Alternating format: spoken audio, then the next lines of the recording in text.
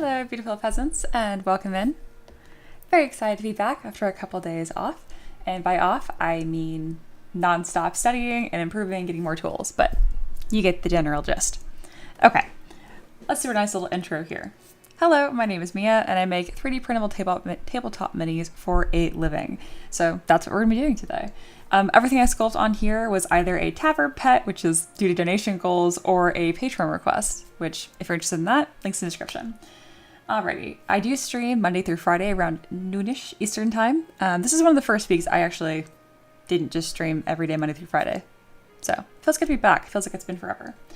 Alright, let's hop right into the question of the day. This is in our Discord server. There is an invite in the description, or you can just yell on my mods and they will give you an invite. This is from our lovely Aloha. What has been your personal favorite tabletop mini? And for me, I'm going to think about the one that I sculpted because it's all about me. No, joking. NPC or player character, large monster or boss design, terrain pieces, animals, small critters, or fun flavor piece. For me, it has to be large monsters. The grosser and gnarlier that is, the better. As far as a favorite, it's really hard to say. Honestly, the Hodag cryptid I did, I really love. Alrighty. And then, the freebie. If you want a free STL, which is a downloadable mini, the female blacksmith is up for grabs. She was really popular and some people missed her and were upset. So I was like, bam, she's free again, just for today. Again, that's a link in the description, or you can just go to Discord and click on this link too. There's links everywhere. Yep, yeah. Alrighty. So now about some peasant news. We have a summer art goodness festival hosted by Aloha coming up very soon. I guess hosted by Aloha, but I'll be facilitating some of those events on stream. Essentially, it's going to be every week there'll be new prompts, and then you can decide which prompt you feel most inspired by. It could be a single word or phrase, overgrown, for example. And then you can choose how you want to approach it. Just a create bad, a little sketch, maybe a middling one, or a full-blown project. This is open to 3D artists, 2D artists, and writers. So if you just feel inspired to do some creative writing, you are also very, very included. So yes. All right, and then this is the big one. I have Kickstarter coming up. Ricky and I have been working really hard on this, and it's looking amazing. Here's the thumbnail. Fancy, fancy, fancy. There's 40 minis. I made all of these, and they are for FDM and resin printing, which is very unusual because usually FDM is terrain only. And as you can tell, it looks pretty darn good.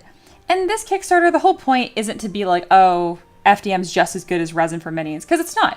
But the fact that it gets zero support is kind of silly. So here's the FDM print and here's the resin. There is more stringing on this and whatnot, but we actually offer pre-supports for both. So if you're getting into 3D printing, this is a really good start for you. Even if it's the resin pre-supports will probably just work right out of the box. Even if your FDM ones don't work out of the box, you actually have a starting point, which most people don't even offer. All right, there's the fancy thumbnail. And then this is one of the minis today we're showing off, which is this wizard. And that's the FDM print. Again, that guy is this big. This big. Super small. It still looks amazing, even on FDM. The only catch, if there is a catch, I guess, is that we use a 0.2 millimeter nozzle. So consider picking one of those up to get the best results. In the very least, for now, follow it. It's free to follow it. It supports us, and I'm really excited about it. They're at the very, very top of the chat where it says there's a fire. It says launching soon. Click on it. Notify. There you go. All right. I think that is all of the updates and whatnot. Oh yeah, in Seder, I just assumed that you were calling us a cult. I just read, where was it? Oh, my comment was about us. Oh, very good. I heard, yeah. This is more of a borderline cult than a scam. Okay, never mind. Same frame. We're good. All right, so for today, I have lowered the price of the Tavern pet just a smidgen because I want to get stuff done today. But I also don't mind an interruption, but it's going to cost you. So what are Tavern pets? They're cute little chibis, such as so. We have, our first ones were very unusual this season. This is season 2. We've already done 20 of these almost. That's my husband, Ricky. That's me, obviously. My horse, and then little rock band, who is just cute as heck. You don't have to pay for the $35 outright of donations. It's just a pool. So any donations for fun, whatever, eventually they'll pool up into something. There you go. Alrighty. I think that's all of the intro stuff. Mini intro stuffs. I spent these last 2 days really buckling down and learning a bunch of, not so much like brand new techniques, but like better ways to get stuff done. And then I've started toying with Marvelous Designer. Fun fact about me is that I do know how to sew and make patterns for clothes and stuff. I'm not great at it, but I definitely know enough to get by. And Marvelous Designer does exactly that. It's a simulation for clothes. But instead of like just masking a shirt, you literally create like the front panel of the shirt, the back panel of the shirt, and then you can simulate it. And it's really incredible. I don't think it's necessarily the fastest way to make clothes, but damn if it is not the best. It just looks incredible. Where is... Why does mousing over other pets give him weird pupils? It's just because I have the eyes selected. But I do want to show you really quick, just in case you're wondering, like, oh, what exactly can Marvelous Designer do? Because I also did a lot of fabrics and prep or practice.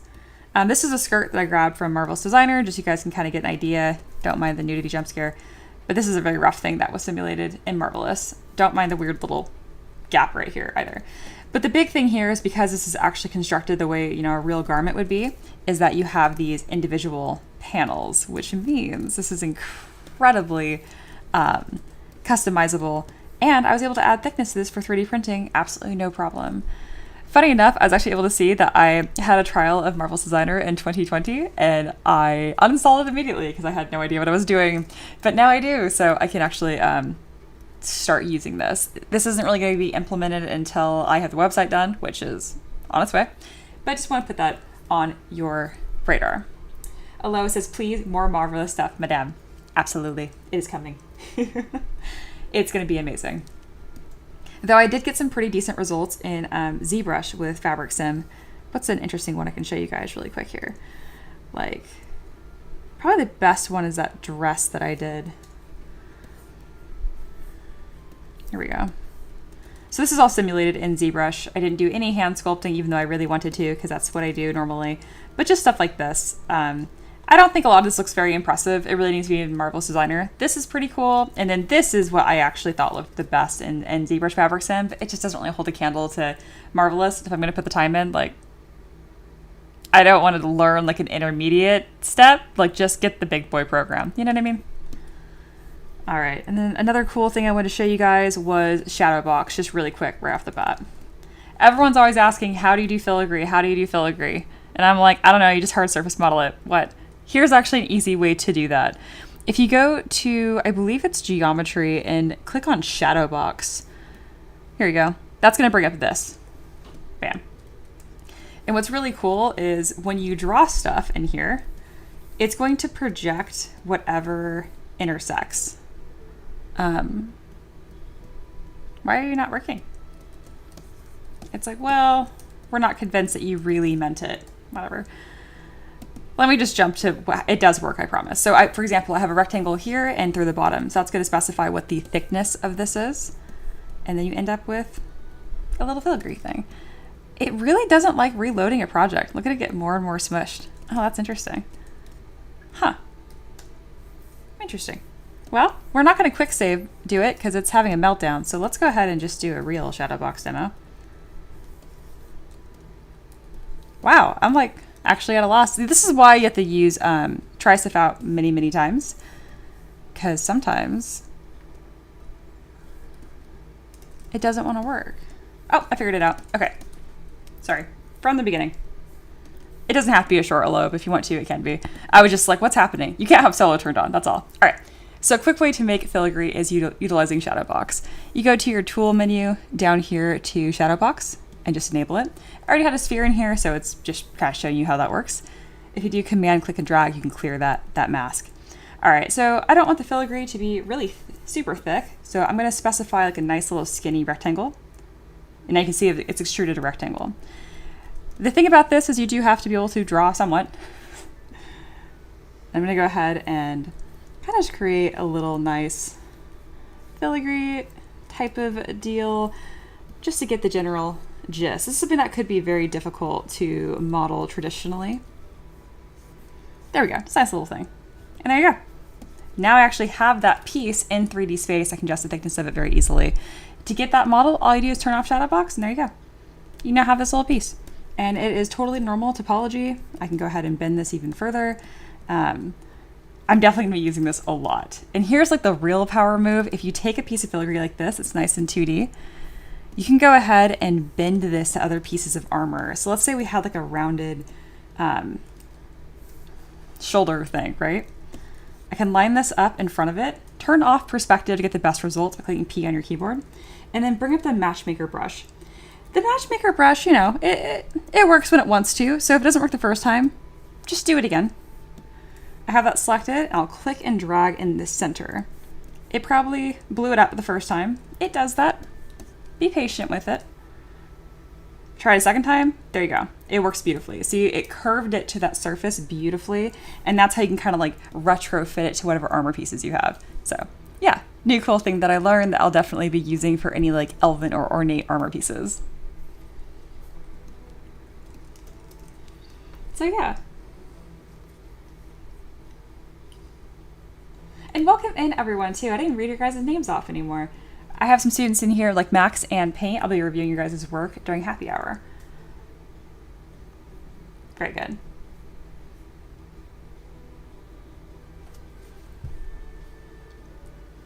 Sater says, I've tried to warn the peasants that Mia is a jiangshi, sounds like a yokai. She feeds in the despair of her students. No, I'm very kind to my students. Hey, Patney Prince. OMG, making weapons just got so much easier. I mean, it can be, especially for making just ornate, pretty stuff to put on it as well. But yeah, I'm happy that little shadow box demo was interesting for y'all right off the get-go. Beautiful. I have a bunch of other things I can show you guys. I'm going to just filter them out. They'll show up naturally in stream, but the filigree one was too cool to not show you guys right from the get-go. And I love that it immediately didn't work because, again, it's a new technique. I don't quite understand it. You can't have cello turned on, otherwise shadow box is broken. Which is really dumb because it's the same subtool. I guess it treats the box as a separate subtool, but doesn't list it. I don't know.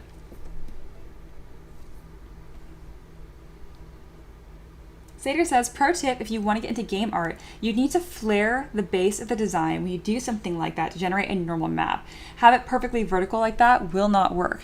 That makes sense because a normal map is just, it's like a displacement map, so it's reading heights. So if everything's the exact same height, it can't show anything.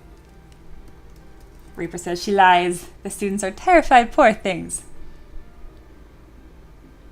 They keep coming back, so I'm doing something right.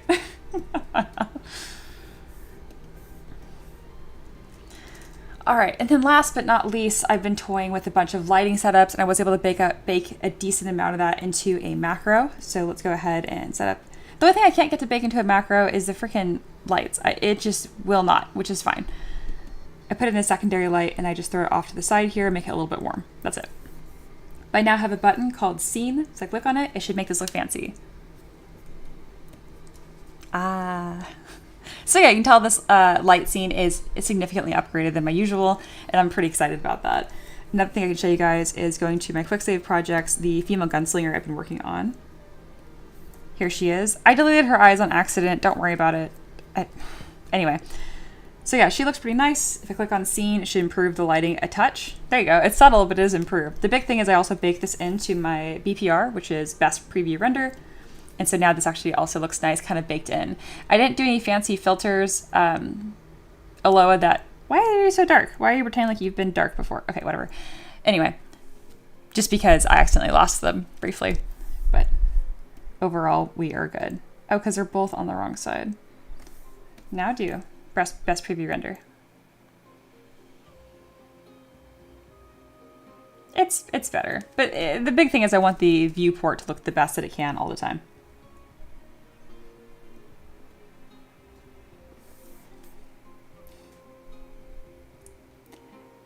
Any soft concrete enjoyers? Yeah, my goodness. What an underrated brush. What do I even use it on right now? Let me just throw it on the base here for a little bit so you guys can see it. This is just a nice brush. Can you see this? That is so... It's just nice. That's just a great bit of texture. Just worked right out of the box. And then it also combos with other alphas quite nicely too. So I've been using this a ton. It's kind of what I was using the layer brush for, but it just does a better job than that. So there you go.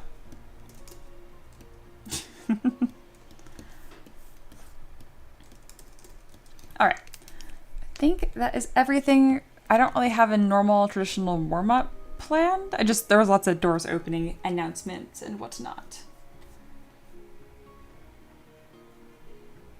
Yeah, I don't feel any need to just... We're going to go in order. I'm going to fast forward time a little bit here. Straight into Tavern Keeper's Craft. So let's go. Well, bam. All right, so for today, we are working on Taka's request. I'm hanging out at it's Friday Fun Day at the tavern, and here is the request, so let's talk about it. Hey, since there are only 3 players to my Curse of Strahd campaign, and it's recommended easily is 4, we're using a changeling as our generic 4th player. However, I didn't find a good model for them yet. That is where I come in. They have the appearance of a creepy tailor's dummy. I hope that's the right translation. Not only the torso, it's the whole body. Their mouth is sewn in, maybe even opened with eyes or buttons. Open with threads connecting the upper and lower lips. Ew. As if they were trying to pull them apart. The eyes are buttons, they have no hair, and the rest of them is pretty much up to you. They are a bard, so they could be holding an instrument. Maybe a hurdy-gurdy, but that isn't a requirement. The rest is up to you. If you're feeling up to it, you could add seams, loose threads, etc. Thanks for the great work, and have a nice day. Beautiful. And for those of y'all that are thinking, goodness, what is a hurdy-gurdy? I'm just going to show you. Most of you guys are dorks, so I think you'll know. It's an instrument. There you go. Well, bam. It's like a really fancy dulcimer. Or a lute that you play on its side. I guess you play all of them. You still hold this the same way. I don't know. It's so odd. I've seen it mostly played like this. Anyway, very cool. And now an option. All right. This is a super hard request. Exactly where I come in and why these are a lot of fun for me. So let's go ahead and get some of these references going. I'm going to find references and put them in the thread right here in Discord, but I encourage all my peasants to do the same. If you're not already in the Discord, there's an invite in the description, or you can yell at my mods. Aloha says, whenever I see a request for an artist, it says something along the lines of, I'll leave it up to you. It's a huge green flag, right? I feel I have the best peasants and patrons. Patroning peasants. All right. So the first thing, a tailor's dummy. They're just talking about a dress form mannequin. So let's go ahead and screenshot some of these. Again, most of these are going to be headless. So I frequently just go to Google Images and just do a bulk screenshot. It's kind of like a built-in collage. Let's type in full body this time. Again, they're usually headless. So having the seams on here is going to make it really important to not just look like a naked person, but like a doll or a mannequin. We are not going to include the stick it stands on because it is animated. And did they say it's feminine or not? My default was just to sticky, it's going to be feminine.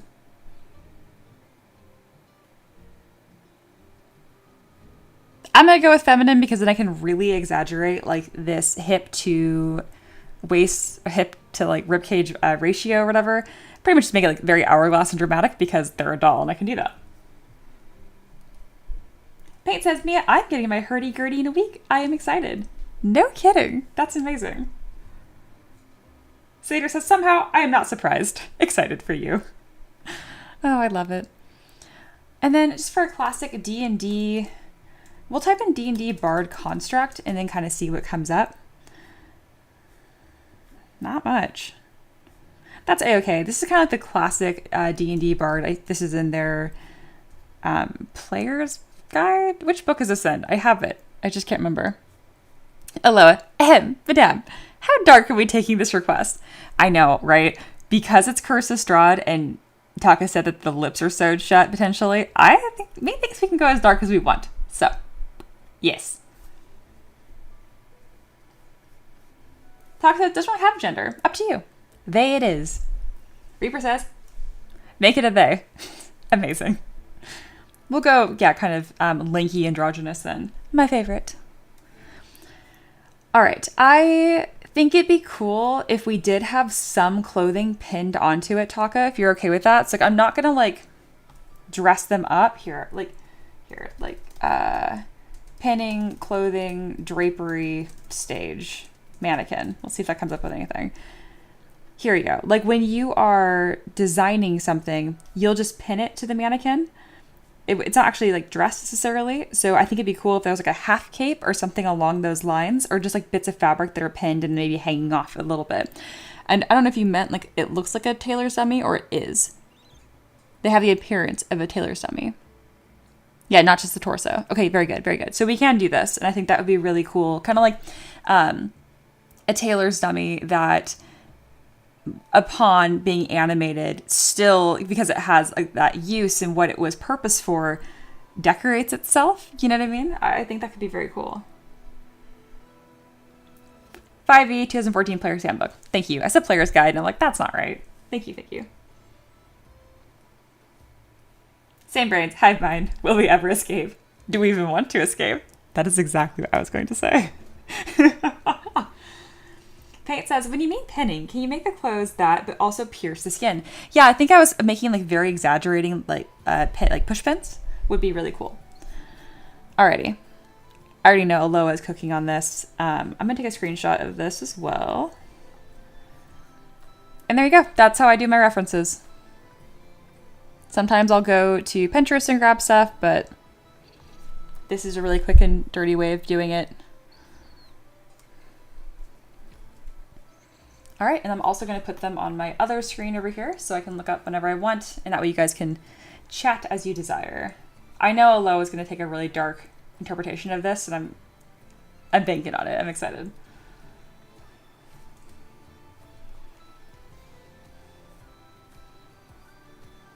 Alrighty, let's go ahead and get started.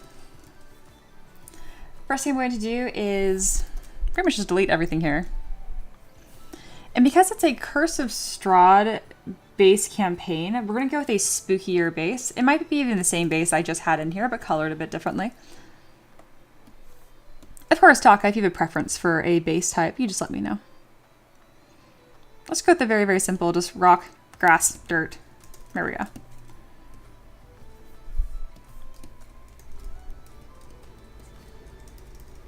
And Lois says, Mia, I think from now on, I'll let the other peasants or yourself grab the more grounded and mainstream stuff. Peasanty stuff.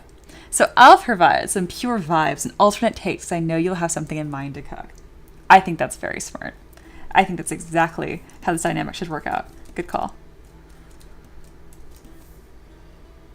And I think that'd be most fun for you. And just a better spend of your creative energy for sure.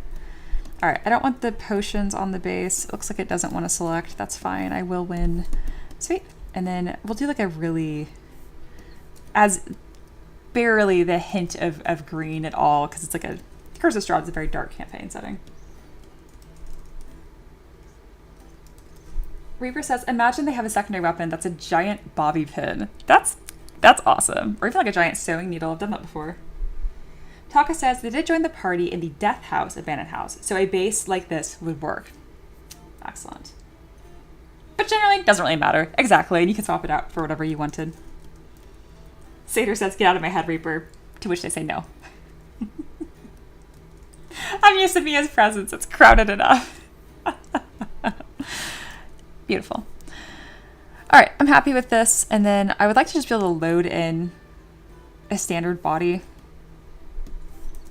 Blinking. It's got a work in progress, and then we will call this Mannequin Bard, which is really interesting because I'm actually going to play as a mannequin tamer in my D&D campaign starting this weekend. I'm so excited.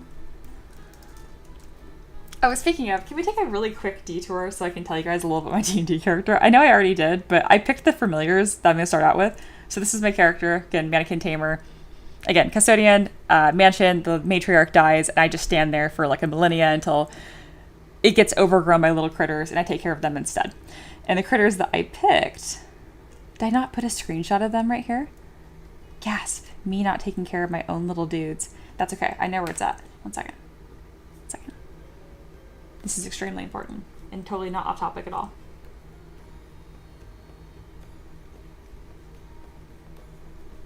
There it is. So I was able to pick two right from the get-go. So I picked a rat kitten is what it's called, which is this, and a dire bunny, because I want something that the cat wouldn't try to eat.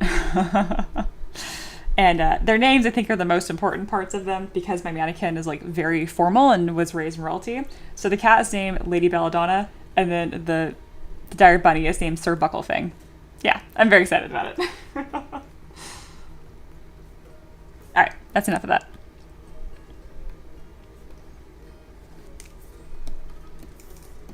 And then let's see if I can load in a base here, base body. I don't know if I have those separate. We're going to find out. I mean, this actually would be a really good model for me to create from scratch, but anyway.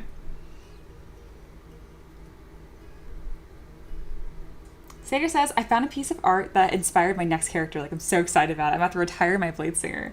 You should share it. I want to see. All right. Here are Z bodies. We got all my animal folk are in here. Do I just have like a normal human? There we go. We're going to take this and then transform it into more of a doll-like look. I'm going to keep the eyelashes, but not the eyebrows. Obviously, this is way too high res and would be very jarring and just look like a naked person walking around. So, how are we going to remedy that? I will show you.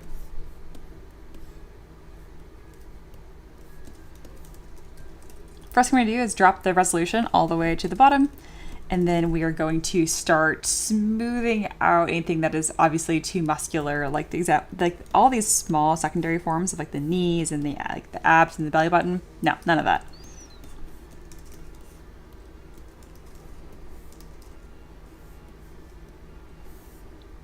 I'm going to hide the eyelashes for right now, as well as the actual eyeballs themselves, because I don't think we're going to need them. And then I don't think there's going to be ears, but I might keep them just so it doesn't get too weird looking. There we go. All right, I have my references up here. And let's get sculpting. Oh my god, I love that so much, Sader. That is amazing. That is so amazing. That's the kind of character where if you can, like, you gotta have like a little funny voice when you play as it. So I'm gonna come through with my trim dynamic brush, and we're just gonna really kind of flatten this whole thing out. This is gonna crush a lot of the details while not destroying like the forms that make up this model. This little crash area is gonna be a pain, isn't it? Okay, there it goes.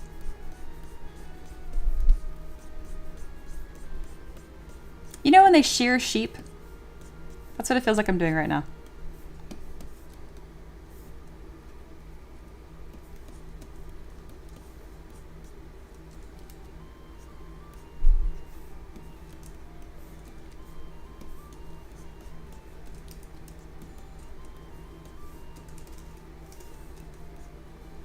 I think having pretty straight lines on this will also be really cool. Sader says, I have his voice and background all worked out. Incredible. Jared says, wait, are we making a character riding a chicken? No, that's one of Sader's future next character, in a D&D character. We're actually making a mannequin bard. So specifically like a tailor's dummy. So I am de-featuring this body. Yeah, I think removing the ears is actually going to be an important part of this. And I want a very simplified face. They mentioned having buttons for eyes maybe, or even the lips sewn shut, which is dark and spooky and awful. And I already know that Aloha's cooking on references for that.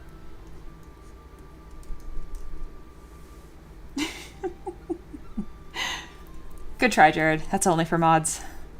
Womp womp.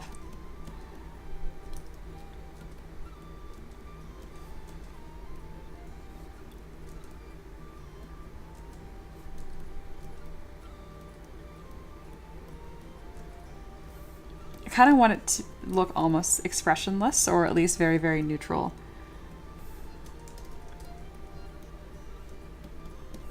A longer face for sure, and then kind of just odd, not quite androgynous, or more on the androgynous side.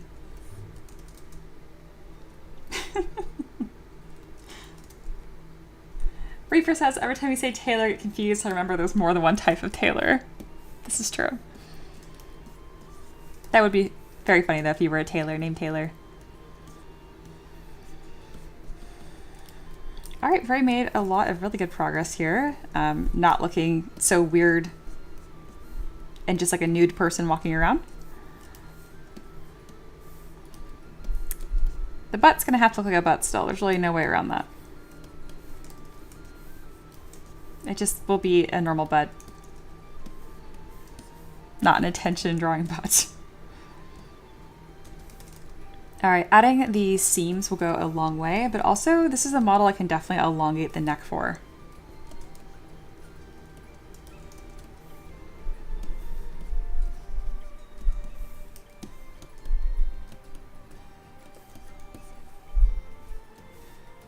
I'm pretty happy with this. I like that it's looking lanky, and again, because it's for a Curse of Strahd and more on the eerie side, I think it would be ideal if the limbs were maybe a little too long. That is the original thought behind like models and why they're so thin and so tall. It's because they can literally have like more real estate to show the design.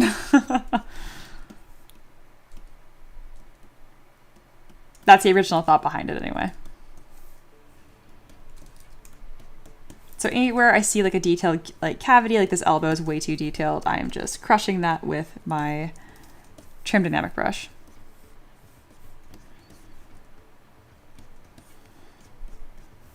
All right, and then the next thing that's going to make this look so naked is going to be, give it the featureless pancake butt. Oh gosh. Featureless. Yeah, no, too featureless. There could be a subtle, I mean, again, it should be completely nothing. All right, let's go ahead and, meanwhile, Jared, I like pancakes. Careful. It's a conversation. I know what you guys do with it. All right, this is looking pretty good. I'm going to add some subdivision levels back, and then we're going to start adding these seams. I don't mind if they're a little like kind of lumpy looking because, you know, dress mannequins are like stuffed and kind of padded, so you can put pins in them. I'm going to go ahead and turn on lazy radius, and I'm going to now look a little more closely at my actual references because there's like clear commonalities between all of them. Like for example, there's usually a pretty obvious seam right at the smallest part. Oh, thank you for the sub. I appreciate it. I want to say Anastasia. Maybe it's Anastasia. Either way, thank you. Alrighty. So again, this is kind of a commonality, and that's why I do like that bulk screenshot on just Google Images, because I just look at, it's like a game of spot the difference, but in this case, like spot the same.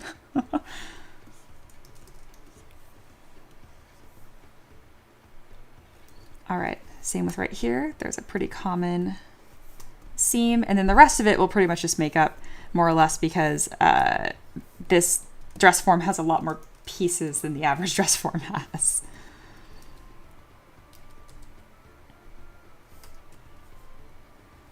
There is a fair amount of the neck that is showing on a dress form still, that we can like fit collars and that kind of good stuff. But obviously there's not usually a head.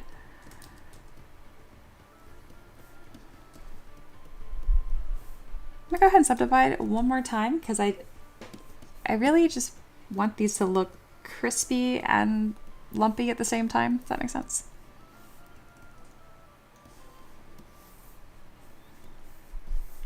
All right, that looks good. And then we can also add like stitching lines of how the dress form was stuffed and sewn together. So for example, like a couple of lines down the front or stuff like that, but I want to be very careful with that to where it still looks like it was constructed as opposed to, again, not a naked person. Naked mannequin, different. All right. For this, I think we can go with very exaggerated hip lines because again, that's how a lot of these are broken up anyhow. What do I do with this butt? Sader was right. It seems to be like especially pancakey. Just so I can carve these seams in from the get-go.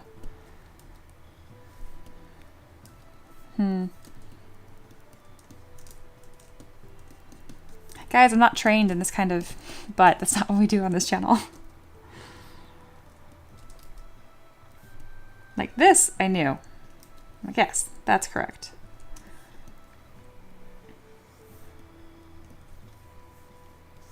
That doesn't make any sense. There we go.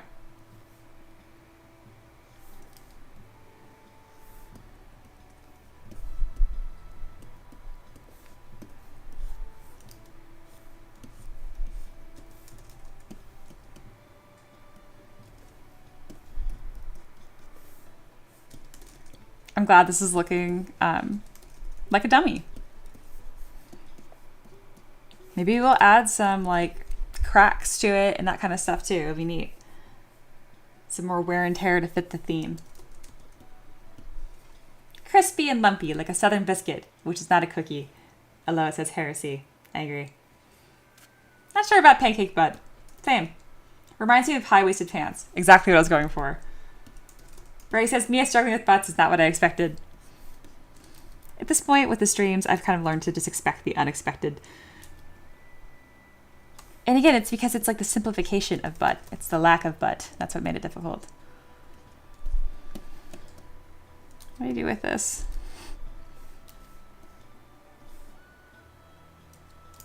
I like that a little better. I can't help myself. A little bit of butt. There. Order is restored. All right. And then the chest should be puffed out a bit more. And I'm going to simplify a lot of these joints to be as round as possible. All right, and now adding seams wherever a bend would happen. So we did the mannequin portion, which actually looks quite good. I'm really happy with that. But now for the rest of it, which doesn't normally exist on a mannequin.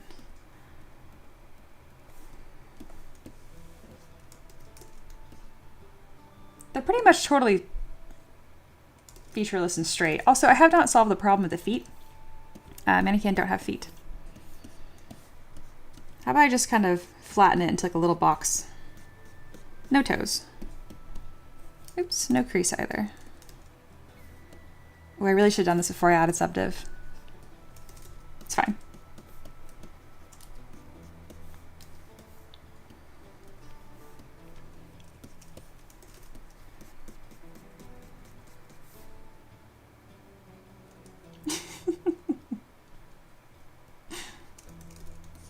Taka says, hey, it doesn't have to be completely like a dummy. If it's more aesthetic, add a butt.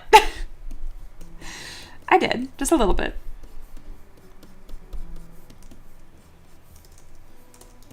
This is definitely one of those models where I am very appreciative that the requester is actually watching.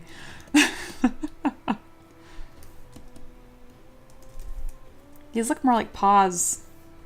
What? I want it to be a very simplified foot shape. There we go. Looks like a peeled potato. Why are your feet so big? There we go. A little more simple. And then adding a little more exaggeration here to these lines. Part of me does want to push, I'm pushing this S curve right here. So if you follow my cursor, see this? This S curve is how I know how to draw legs. Other people are like curve, straight, curve, straight. So again, your straights are on opposite sides and your curves are on opposite sides. I just think of the S curve and that makes it easier. I do want to have more of an androgynous look and almost like ballerina-like is kind of what I'm imagining to some extent. So I'm going to really exaggerate that.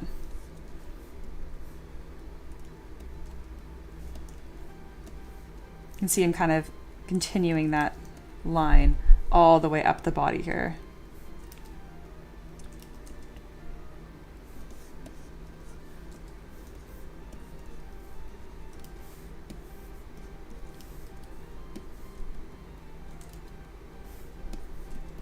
Gonna cut in some lines here on the face. I think it would look interesting if it was like implied that this face could be removed and swapped out for different faces. Kind of like a mask. So I'm gonna add some rough little construction lines there just to remind myself of that concept and see if I end up going with it later. Reaper says, I am hangry and cranky. Go get a snack.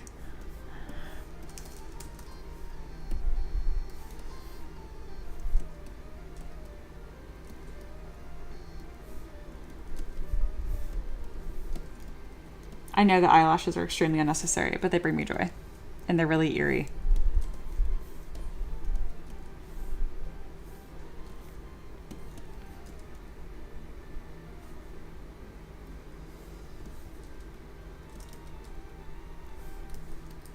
So usually I would define features like the Cupid's bow and all these other things, but I'm really going for a more simplified, almost Android-like look here.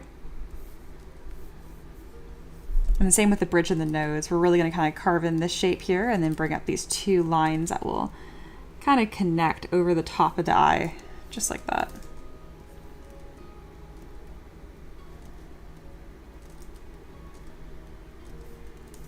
I don't think I need like this many eyelashes. I just think having any at all is nice. Where did they all go? Excuse you. There. No, I like all the eyelashes. Okay.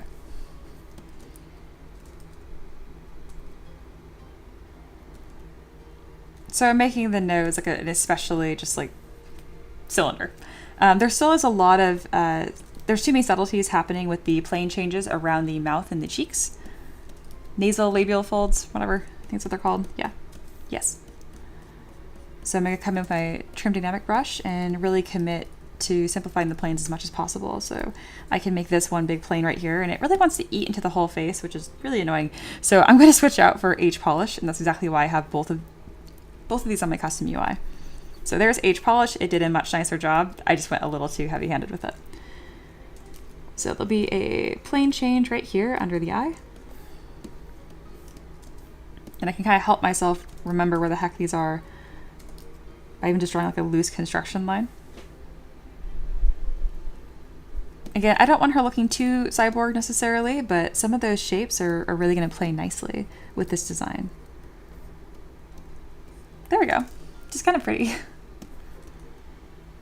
I do want to keep her jaw kind of low and square to keep some of that androgynous feel. It would help if I didn't have eyelashes on, but I really like the eyelashes, y'all. There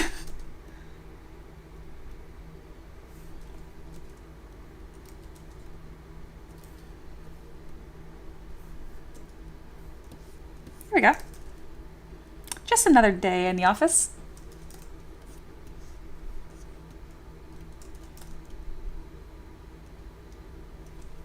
Reminds me of the Silent Hill nurses, though. I was kind of thinking of the, what are they called? In Baldur's Gate 3, where there's like the guy that cuts you up and stuff, or tries to, and then like his little like nurse assistants, and that's kind of what I'm thinking of, so yes.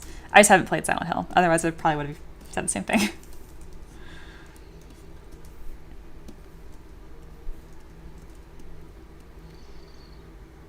All right, so I'm gonna start creating these joints around the knees and go with this like little star shape essentially. I don't mind if it's a little wobbly. And these will come all the way around the back. Connect right here. And we'll do the same kind of shape around the ankle, except for this. I usually like creating like a circle joint of some sort.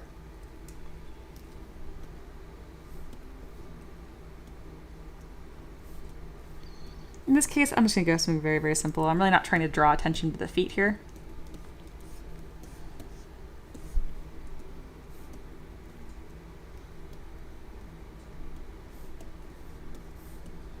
And then we'll do the same thing around the hands, just adding these really chunky seams. We're really going to spend most of the time here figuring out what we're going to pin to this model and how. I love that it looks like a dummy though. Big success.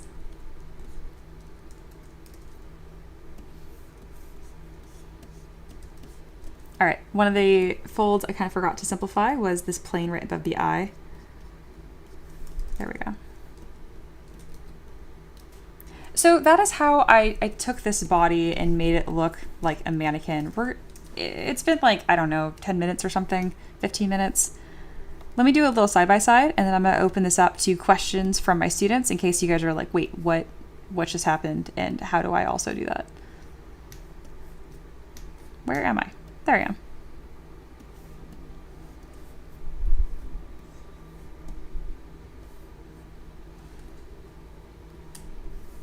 All right, copy tool, and then we'll scoot back a bit because I feel like these changes happen pretty quickly, and I do like this to be somewhat followable, you know?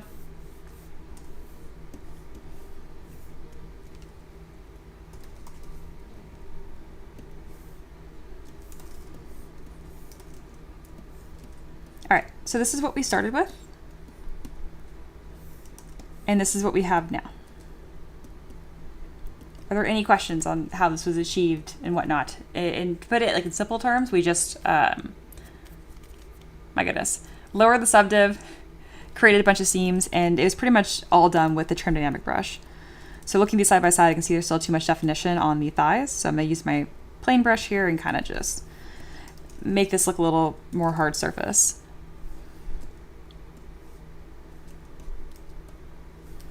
This would actually be a great one to come through with my orb flatten brush. Where is my orb flatten? Or protect edge, there we go. And if I do this carefully, see that? She'll look more like she's at a chipped rock, which is not quite what we want, but it will prevent any like mumbling of this design. So I'm gonna go ahead and add a couple plane changes here. Oh, that's really aesthetic and really cool. Wow, I love that.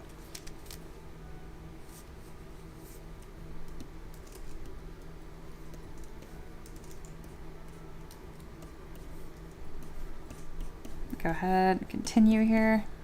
Again, we don't want like this skipping effect here like I had right there. That just looks like rock, which again, it's fine if it looks a little hard surface, but it's not really the goal. I'm just trying to make it nice and simple.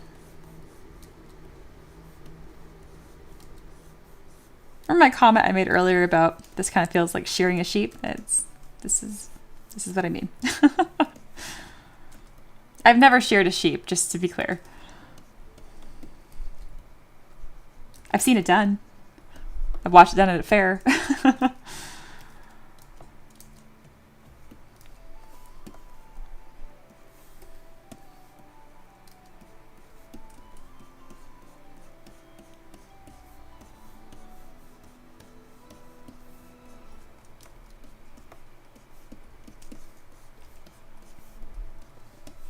Oh, we are here. The Aloha delivery is here. I've been very not patiently waiting. Let's go.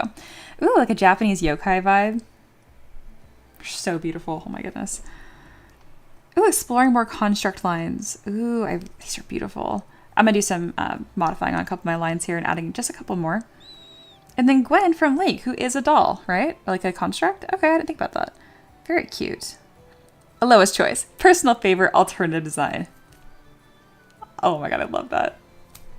And it has the thread thing incorporated too.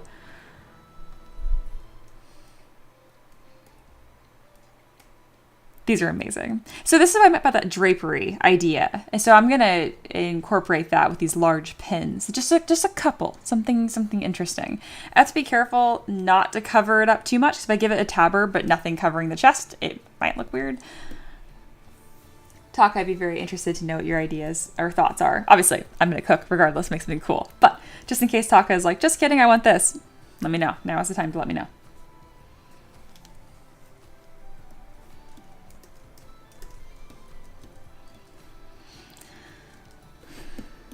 Okay.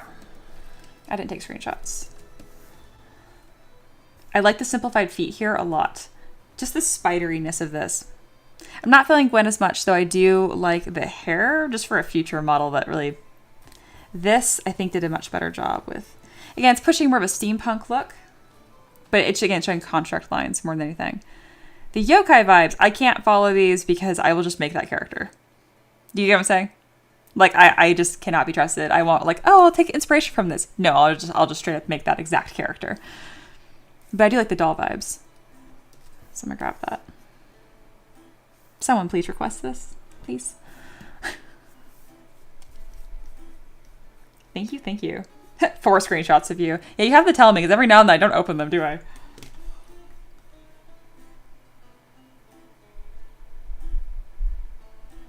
Oh, Gwen is a seamstress doll. So yeah, she fights with a pair of scissors and a needle. Oh, shoot. Well, I missed. Oh, duh. That's like what that's resembling. Ah. That is very helpful. Okay, thank you, thank you. Grab pretty much all of them to add to my board up here. Taka says, I mean, it does look freaking cool, the yokai and doll set. I love Gwen. Y'all all like the same things. Of course. I love it. Okay. I'm thinking.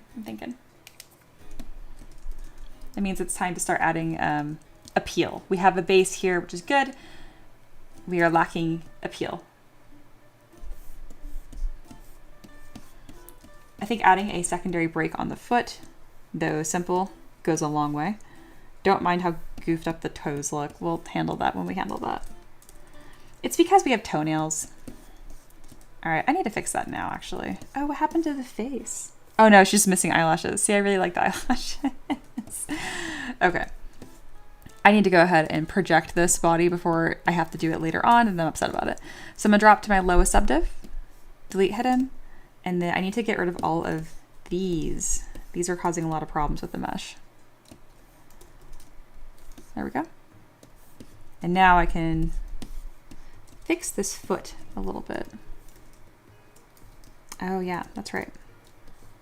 Let's just cut off the toes entirely. How about that? And then I can just reshape them to be more like a pointy look. Looking at this reference I have here, where it's pretty much like a built-in high heel, which is admittedly very cool. There we go.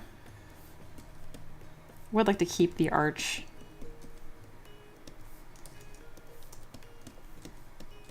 There we go. Gonna cut that line in. And then when I project back, I can just mask this so it won't touch the feet. Having weird little feet, I don't think would be a bad thing.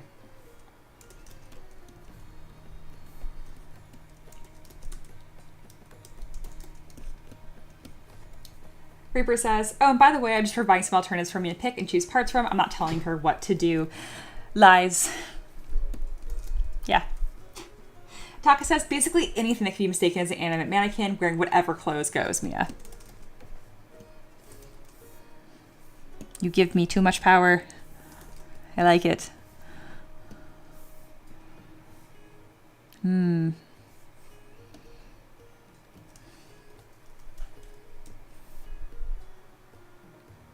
Thinking. All right, so I projected these lines back on, but I forgot to mask the foot, so the foot blew up. We're gonna do it again, but with the feet masked. There we go. And I'm just doing this because this mesh is gonna cause problems with these abomination for feet. There. Now they're just like a little abominations. Very cute.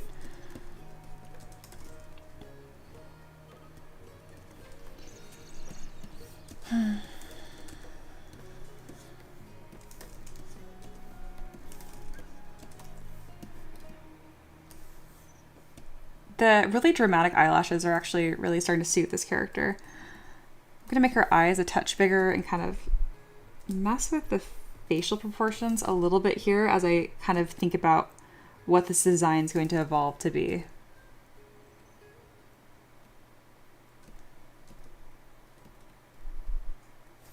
Oh, why is that happening? Oh, because there's teeth. Oh, I forgot about the teeth. Okay. Can I just smooth you into oblivion and then you will please just do not blow up character creator later? What if I ask really nicely?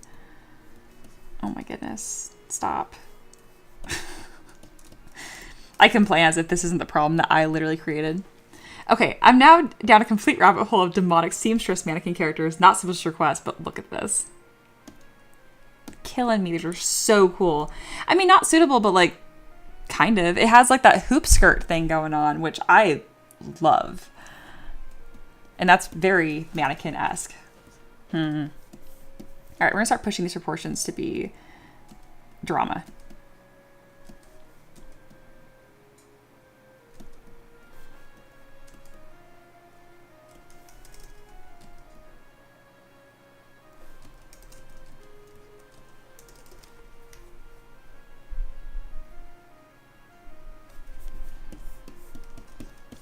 I'm gonna add a couple sloping lines on the legs where I pretty much already have a plane change.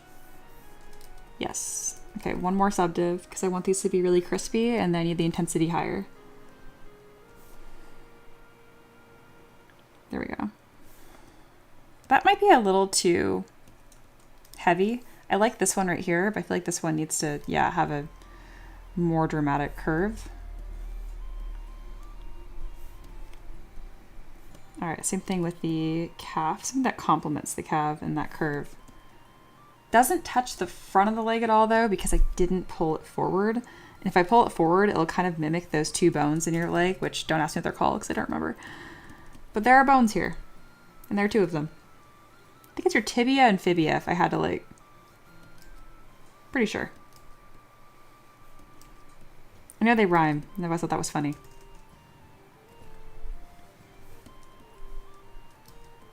Why are you fighting me? Me wanting this really cool thing, but not having to work hard for it. What's new? All right. I want this like, there. A line kind of like that. And if you're wondering, like, man, she keeps drawing this line over and over and over again. I'm like, because these are really powerful, like, guiding lines. They're worth the time. Yes! The beautiful machine from Nier just reminds me of her. I've not played Nier Automata, which is crazy considering how many games I play. But I would love to make anything inspired from that game. That would just be a delight. Ah. This weird, like, foot construction I've got going on here. Don't worry about it. Yeah, that line's a little extraneous. Don't need that.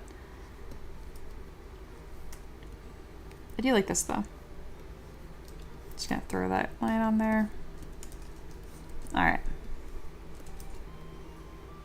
I'm starting to push the construct look a little, about as much as I want to push that line. And then simplify these a little bit.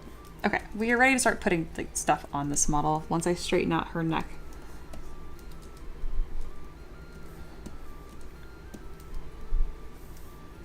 Because I feel like her neck looks really thick. When did this happen? Why? I'm gonna just smooth this out entirely because I feel like the primary form I'm trying to build up here needs a little bit of work. So we're gonna create something aesthetic here. There we go. It really needs to be, or the way what I'm wanting or envisioning is a bit longer. And then instead of having this line that's straight across, which is quite harsh, maybe I can do more of a V-shaped. I don't know. If I just do like a straight across. Ooh, like a broken mask piece. That's cool. Yeah, I haven't touched her hands yet either. That reminds me. There we go. That's a bit more elegant. Kind of what I'm going for here. I can do some raised seams on the sides. I haven't done any raised seams. I'm constructing this just by holding Alt and Damp Standard. And for her hands, there could be something kind of like this. Start throwing those lines on now so I don't forget about them.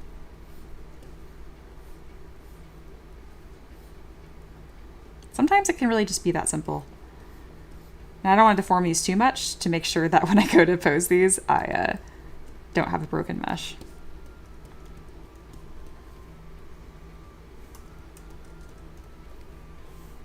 All right, let's go ahead and straighten these sections. That really is giving that mannequin-like appearance.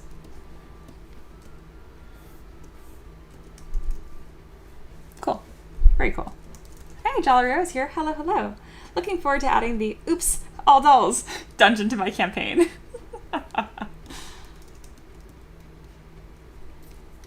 Awesome, awesome.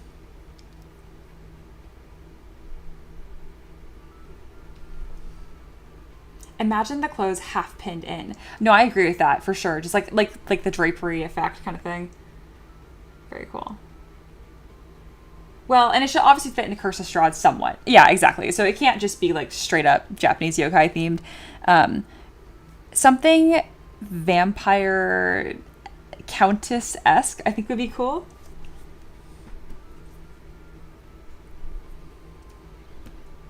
Okay, glove seams are a great one too because they have that up and down seam. Yeah. Okay.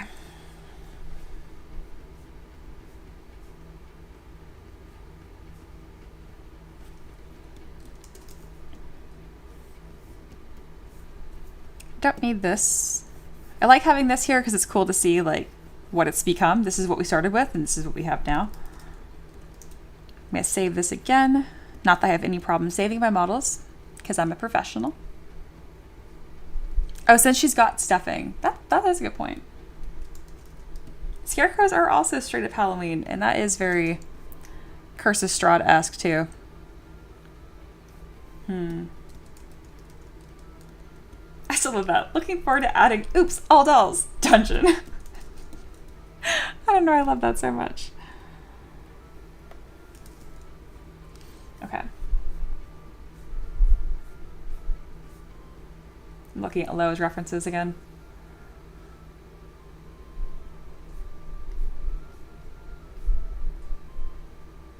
The drapery is my favorite part. Speaking of, I think I'm going to... I just saved this. I'm actually going to grab that little bit from Marvelous. Did not think I would want to use those assets this quickly. But here we are. Because this little bit here, I want. Copy tool. And then reopen this, and I can paste it. There we go. I really just want this piece.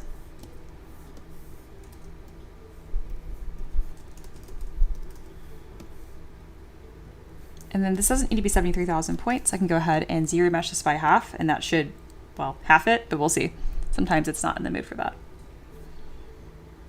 All right, to match this Curse of Strahd-like theme, I want something more on the grim dark side. I'm kind of thinking like a crown of roses or something kind of like that, and thorns. All right, so we have this bit of drapery here, and I just think this could look really, really cool. And this is what I originally had in mind when I mentioned like pinning fabric.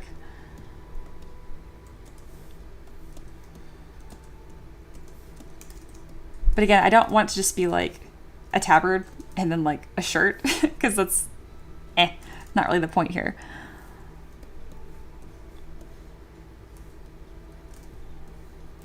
I also think it'd be cool if this character, now that she has been animated, you know, she's now living, or they, I guess, like any bits of fabric they find that they like, they just kind of like pin to themselves. I just love that idea.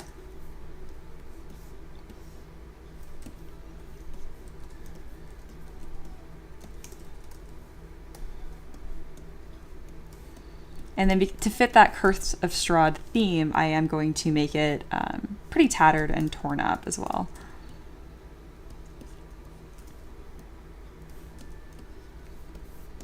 I also think it'd be nice if I added a bunch of belts and bands, but not too much, otherwise she'll look like a mummy. Reaper asks, how much are you going to make her featureless face-wise since she's a mannequin? Not too much further than this. Because I get you, I could take this and... I haven't played with that yet. That's a really good question that I'll need to figure out.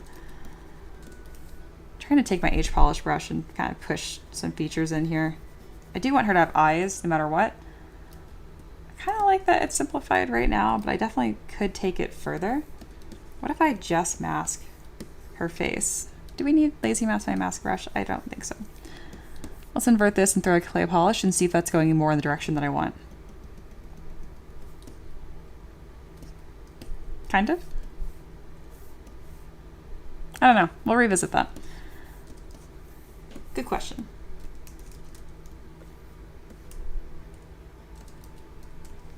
I think I like the idea of just like ribbons and things hanging off of this character. So to do this, I'm going to edit my curve brush so it's once C instead of continuous. Otherwise, it will try to wrap on the model and look a little silly. Oh yeah, removing the nostrils would definitely help. I agree.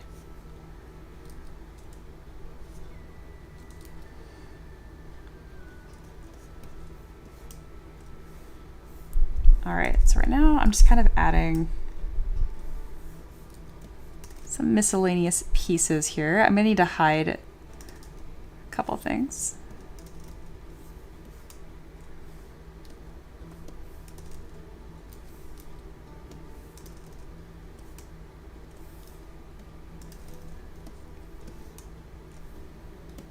I'm actually looking at a lot of Aloha's references while completing this, So I really encourage you guys to read the request. I have it in our Discord right here. It's a full request.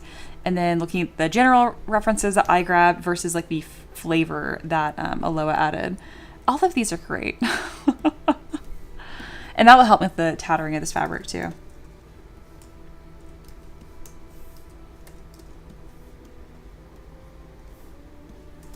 Having all these little bands and like measuring tape kind of aesthetic, I think is going to be really helpful.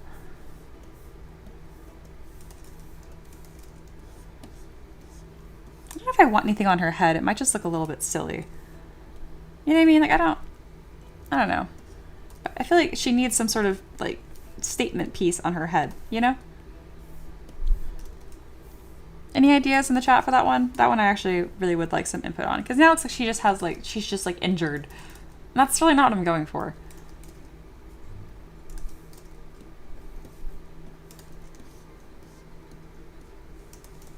Aloha says, Mia, I literally have incoming statement pieces right now. Yes, let's go.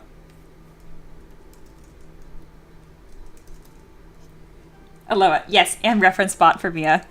You're the best.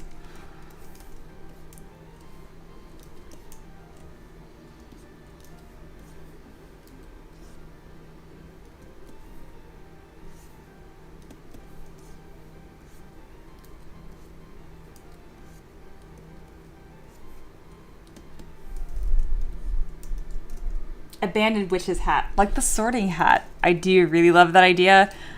It doesn't really fit the bard aspect. It can't, you know what? It totally can. If I did like this like swooping hat, kind of like Ronnie has from Elden Ring, right? I think it's her.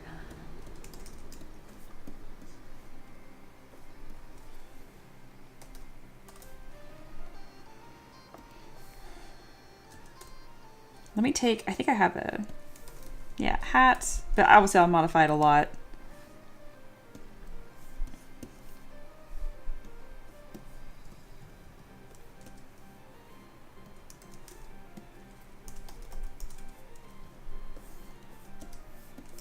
Reaper says, ooh, I wonder if she'd have jewelry in odd places, like an earring on her neck or something. Oh, I love that idea.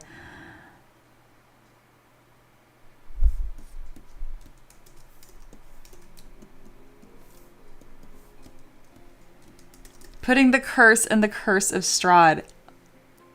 Oh my god. Yeah, that's amazing. Spiders. The answer.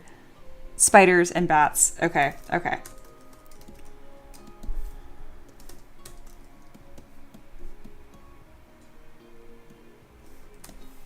Just playing with this hat idea really quick.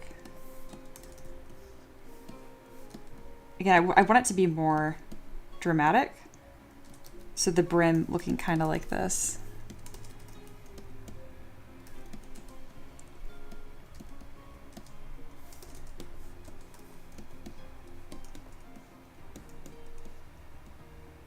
Something kind of like that. And then I need to add some like push pins to this character.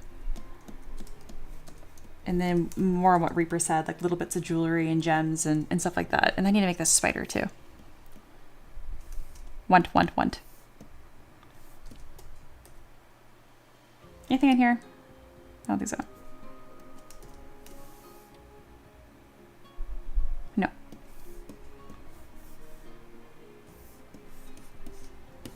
Okay, we need a little bit of poly paint in here.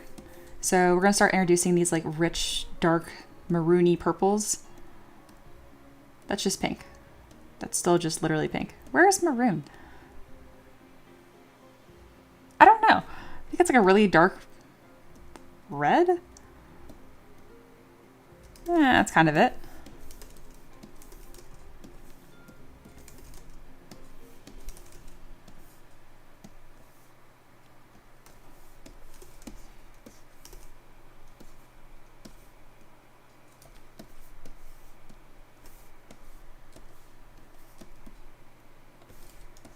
I want the eyes to be, like the eyelashes to be just like ridiculous. And yeah, I need to remove her nostrils now that Reaper's put that on my radar. I cannot unsee. I'm just gonna use a smooth brush on the underside here and trim dynamic at the lowest subdiv. And as you see, as I go up subdivs, they will slowly come back and I will just get rid of them as they come back. Yeah, that helped a lot. It also looks really funny.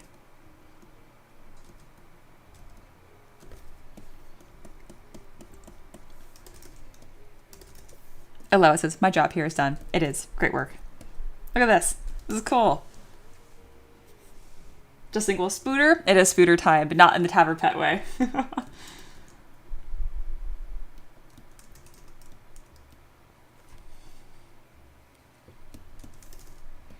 All right, it's spooter time. Just think, well, says, I've been muted several times for Spider Revolutions. I need to be careful. I think I have since calmed down my Streamlabs bot, so you might be safe, but yeah, at your own risk. What are you doing? What? I'm not even like touching the screen. It's just like glitching out. Okay. We're fine. All right, because it's Curse of Strahd and it's just death everywhere, let's go ahead and throw a nice little friendly neighborhood school.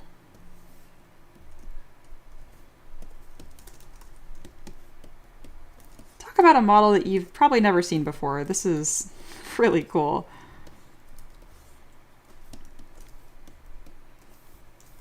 There we go. Nice little friendly school.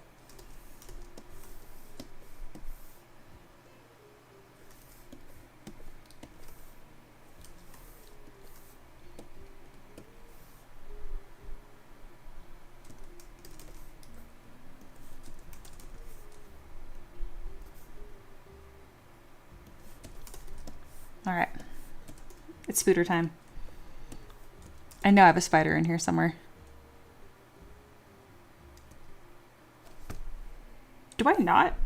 I've made so many spiders. I didn't save a single spider. Okay, well, while we're at it, I do think that this lantern fits really, really, really well.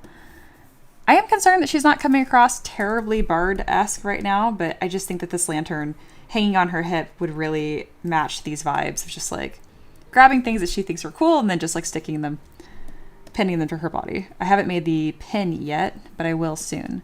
To create this glowing effect for the lantern, I'm going to change my paintbrush from, from dots to drag rectangle. Let's go with a really dark color for this. And then I'll turn on backface mask and pick some sort of bluish glow to contrast the red that I picked here. And I'm trying clicking and dragging a bunch with backface mask. It kind of helps with some of the cavity grab. There we go. And then I should be able to go with like a pure black from the top and really get an interesting color. Yeah, something kind of like that. Neato. As far as the push pins go, they will just look like spheres when they're on her body, and I am now unsure if that is the way to go here. Oh no, it totally works. Never mind. Never mind. It's perfect.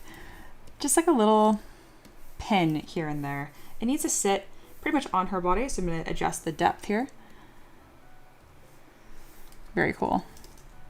And they should be the exact same size. So if you're curious how to use this curve brush and then make sure, or insert brush and make them all exactly the same, usually you click and drag and kind of just like guesstimate. Just note whatever your draw size was. So we can click, hold down Command, and bam, it will stamp that exact size based on your draw size. Okay, it's really important that these are the same size. So let's auto groups and then delete that initial one, because honestly, just that being a different size is really obvious.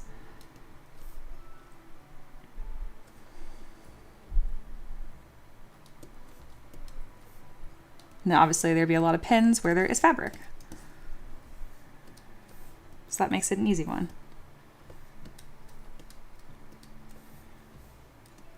And then I think it'd be cool if she had like a collection of pins on her shoulder, like that's where she pulls them out, then pin more things to her. Taka says, it is a college of spirit bard, so they can use lanterns, crystal balls. Yes! Win. Love it. So she's pretty much gonna be like a pin cushion.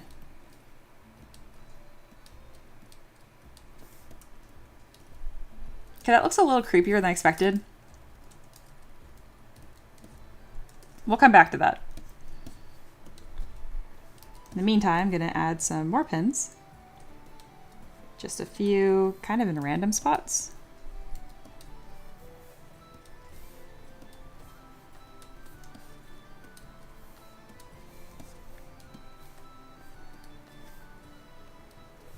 They look like eyeballs to me right now, but they're not. All right, and then we will have like a very obvious pin right now. I'll show you what I mean by that. I'm gonna take this plane and put on the move mode W, so when you click on something else, it actually becomes that. There you go. And now I'm going to duplicate this sphere, make it skinny. Where are my things? Ah, yeah, the push pins, they stand out a little more. I get you, but I don't want it to be a problem when 3D printed. When has that ever stopped me before? Either way, real world references for the win. Thank you, thank you. I love it. I lied. Last image for Steam reference. Thank you, Loa.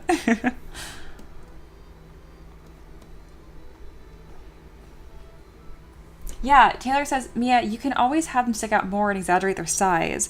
I agree with you. I think not enough right now. So let's have this kind of on the bulkier side. I have created a pin. Let's go ahead and decimate that down just 1,000 points. And now I can insert this and poke the model as needed. Where is my, there, go away. I feel like having a more pure color for this would be more interesting. Doesn't really contrast very much. What color should the pins be? Maybe having them different colors is part of the appeal.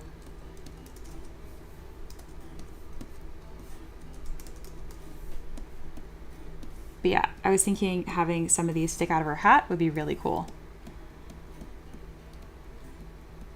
I'm not sure if I'm gonna even keep the hat, but I might. I know they're really chunky, but again, I designed all this for 3D printing and I am not here to cause more problems for myself.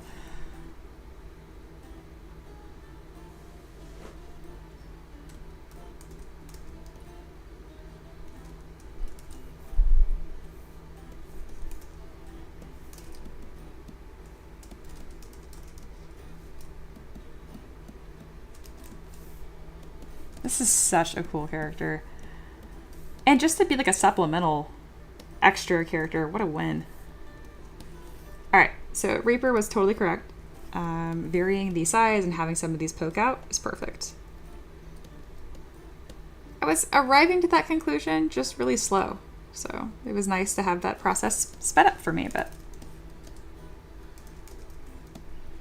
I feel like the ones that are sticking out, I can especially make a bit larger. I'm gonna make a couple clusters of these.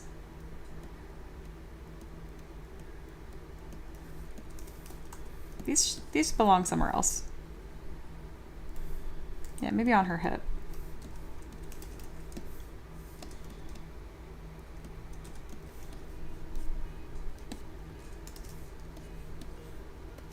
I love that. I was like, yeah, I'm not gonna use Marvelous right away. Immediately uses an asset from Marvelous Designer. Like, could not resist.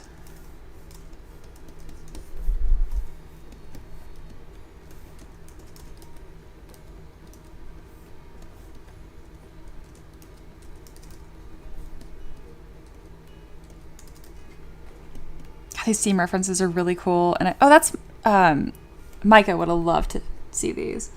I feel like Micah might have sent these to me before. They look really familiar. Yeah, that has those two converging lines I was trying to figure out. Cool. Oh, yeah, and henna fits very well for this. Oh, it's actually not henna, but it reminded me of henna. Cool. Very cool.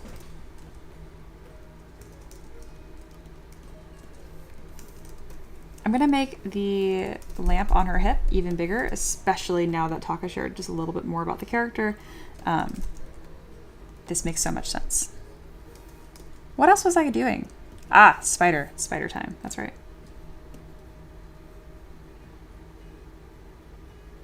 How do I not have it in here? I refuse to believe that it's not right in front of me right now. I really just need the leg. Do I have like a dismembered spider leg? Yes, I do. There we go. That's the me that I know. All right, I need to scroll up and make this cool thing. I already have this hat and then drapery going on, but if I can get this to work as well, it would be a huge win. So.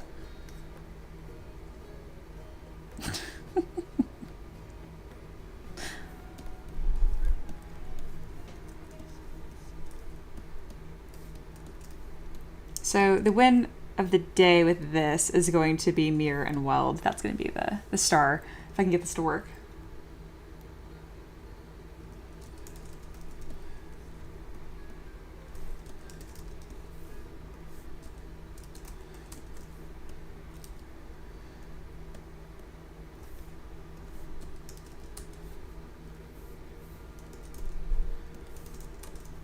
So I'm getting the base shapes here, and I might want to go with more of like this gilded gold look, but I'm trying to keep the color palette somewhat simple.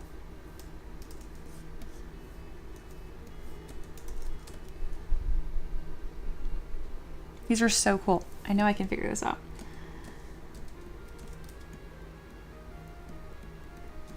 This is really going to give like that cursive straw look. Just need to make sure that my shapes play nicely with this. For the smaller ones, I think it would be ideal if I took off the back of that spider leg. There we go. And I might need to create some sort of lace that connects all of this. I'm pretty much making a spider web on her neck made of spider legs. Yes. Just in case it wasn't obvious. All right, and I'd like for this to touch the model as well, because again, this is all designed for 3D printing. No supports on fussy bits.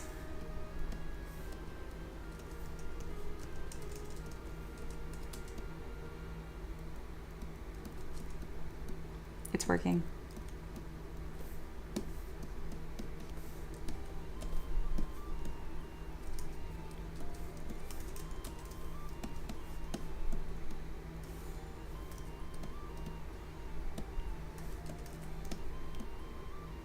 And I'd like if the ones in the middle kind of form to make almost like a pendant-like shape.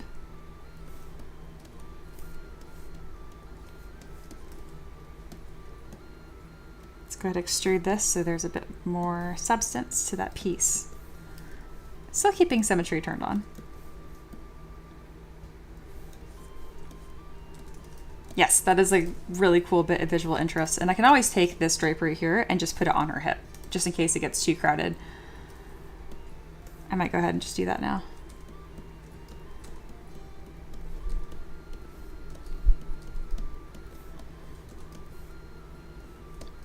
I feel like having the drape thing pinned to her shoulder made her look more like a fencer, like someone fights with a sword. I feel like having it a bit lower does look more, yeah, more charisma based, more magic.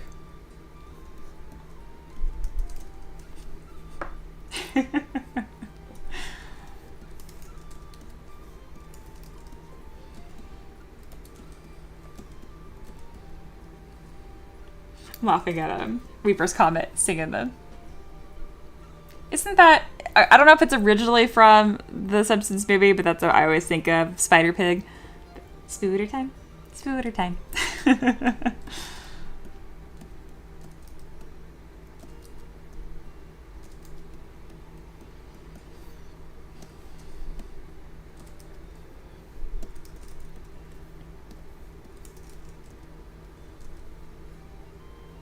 Aloha says, Madame, Mia's being mean. Reaper's being mean to me in the reference chat. Oh, you are. These are my mods, by the way. Aloha's telling.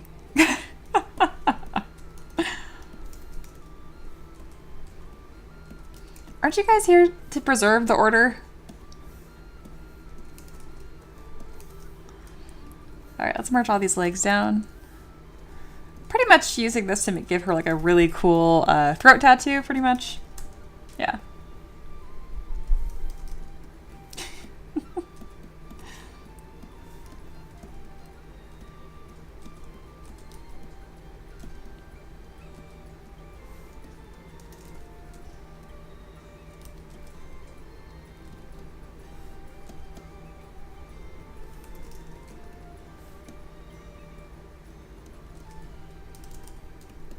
And then I think it'd be cool if this was mirrored on her back as well. And in my head, she can fully animate these too. Gotta have a bit of that grim dark flair.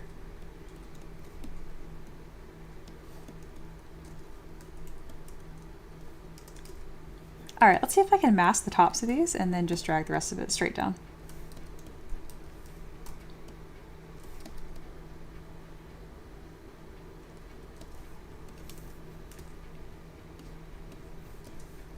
We are playing with shapes and having the best time.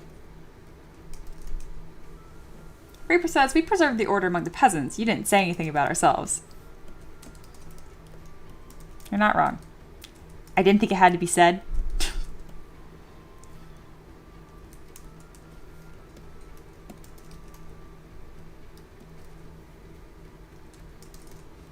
Paint says, great neck support, right?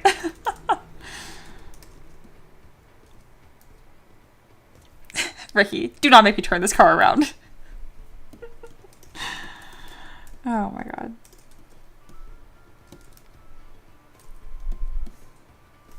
I think this will look better.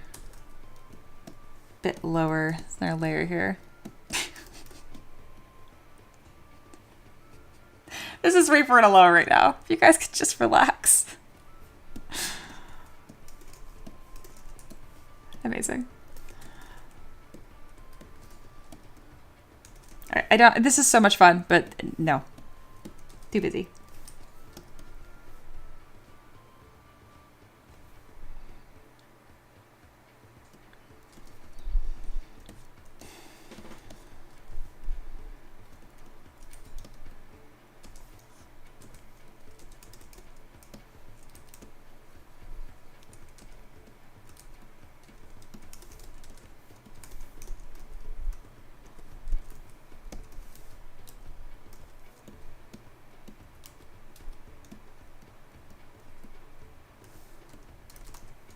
I want something to be hanging from the side of her hat, like a bunch of pins that just stuck straight through, maybe. I think would be really cool. I know, Ricky cries in 3D printing supports in the background. I'm sorry. It doesn't mean I'm going to keep him. I'll make it better if I make this the final version.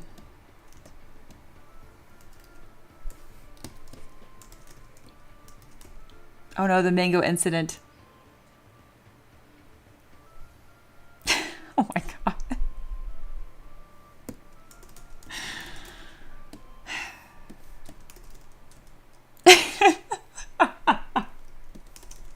You guys are so goofy. I love it.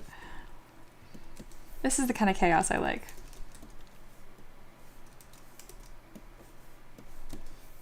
Something that's really nice to add more complexity to belts, very dumb, but you're kind of tired of belts. Just duplicate it, make it a different color, and then grab new topological and start moving them around. Huzzah. Double the belt without double the effort. If I can figure out what I want though. That's the problem. You still have to like, you still have to art. You still have to know like what you wanted to do with that. I will say all these little belts are definitely giving me a bit of a lingerie feel. I'm not mad about it. It's just not what I thought was happening with this model.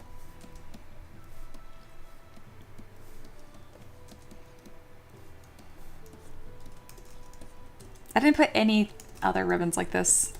I need to add more. All right, we're gonna go back to, oh, I forgot we had these things. Speaking of 3D printing problems. You're welcome, Ricky. All right. We don't have anything on our legs. Gonna go to this, which I very helpfully just named straps. Curved strap snap. Curved strap snap. Alrighty. And then let's see if I can do just some that are kind of looping on each other, but ideally not being a problem about it. Why are you sitting so far off the model? Whatever, I'll deal with that later.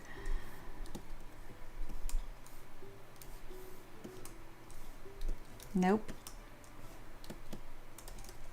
That's good. Nope. Why does the curve brush only want violence? I'm like, why can't you just behave? Screams. All right, those are all the straps I think I want to add anyway, so I can delete that body. And the eyeballs, I don't need those eyeballs. Sweet. Sweet, this is what I meant by I really wanted to have that like vampire-y flair, because again, that's Curse of Strahd. I think she definitely fits in that world right now. She makes me very happy.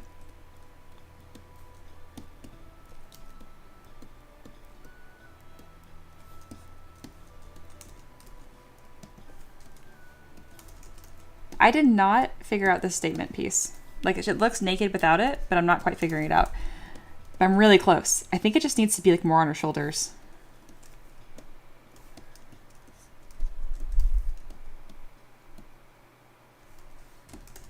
Yeah, I overworked it. Damn it. Okay, that's okay. We're gonna pivot and we're gonna put a literal spider on her chest. She's looking really cool though. Hey, it's Empress. Hello, hello.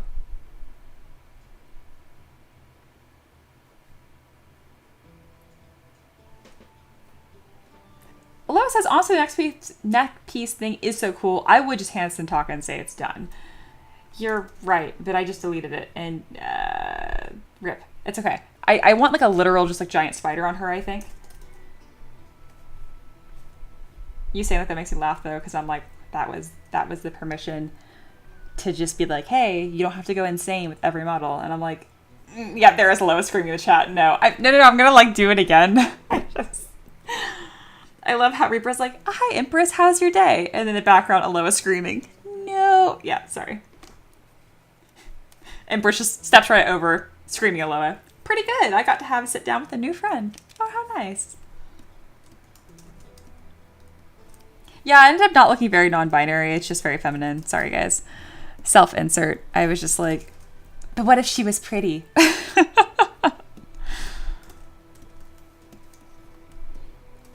All right, these little things. No.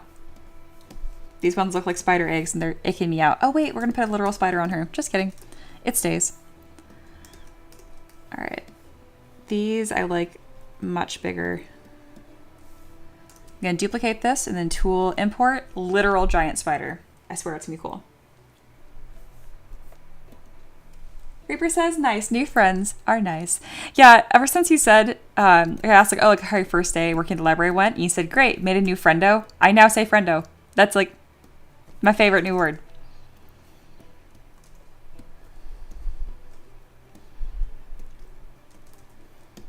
All right, literal spoopy spider. I just think this would be the coolest thing, like crawling up her neck. I think it would read clearer and yeah. Let's go with like a white spider. Okay, the spider is a lot fatter than I remember. You guys know what I mean.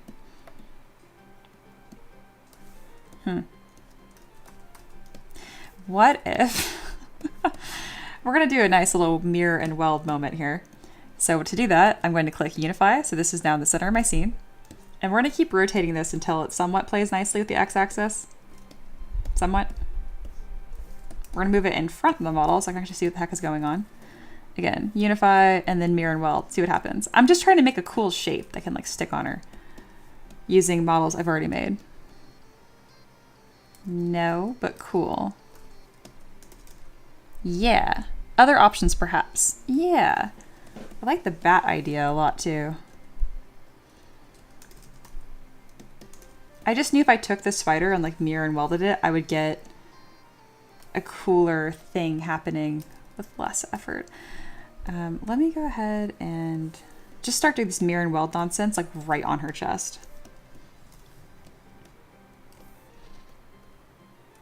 That's just a giant spider. I don't like what this leg is doing. Be two legs, don't just be one leg. I'm gonna have to use this side, I think. Yeah. Okay, we're getting somewhere.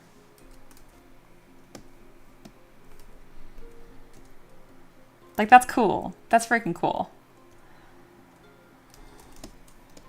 Let me squash it a little bit.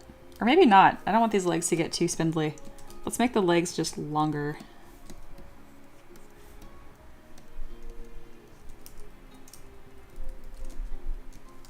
Spoopy. Yes. Now I can turn on symmetry because this has been mirror and welded and get some kind of cool nonsense going on in here.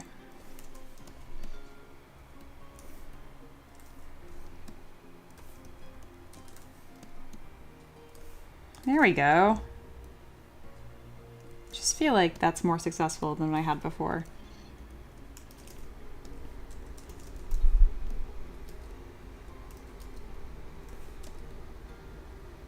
That's really cool. Okay, can I get a mirror and weld across the Z axis? Are you gonna be cool?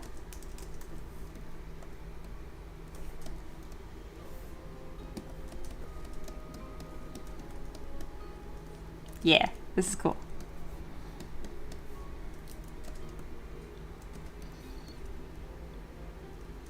It's really spindly, I'm really concerned.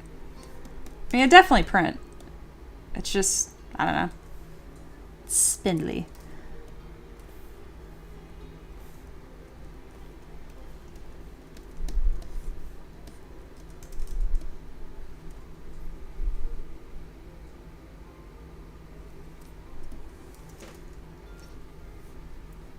Reaper says Ricky pulling that he never thought it'd see the day. Ricky says this needs to be something in the lower neck chest area. Also, the pose is looking stiff. It just has weird vibes right now. Fix, please.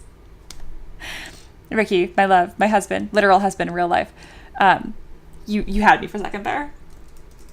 Yeah, Reaper, you missed the lore drop about how Satyr met their wife. It was pretty good.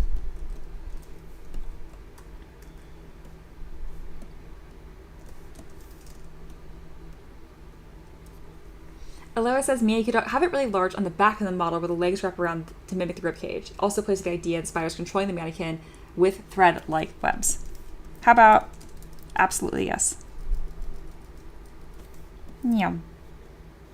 We're gonna do this. We're gonna do a little mirror on the Z-axis. Swoop. Yeah, because okay, that is so the answer. It's like a spider backpack. Yeah, functional, fashionable, eerie. Love it. Let's go ahead and just inflate this whole thing and then move and backface mask so this isn't a 3D printing nightmare and Ricky does not quit. I would be very sad if Ricky just quit.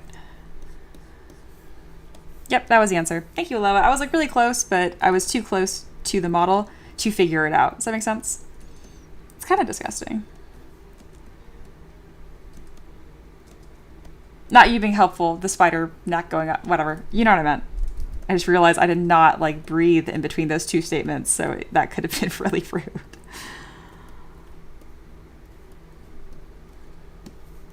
Anyway, this looks amazing. There's a nice little surprise in the back of this model. That's been happening more and more often.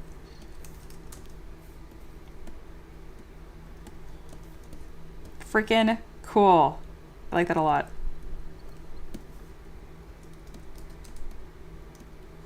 Taka jumps in. I don't like it. I feel like you have to. It's so cool.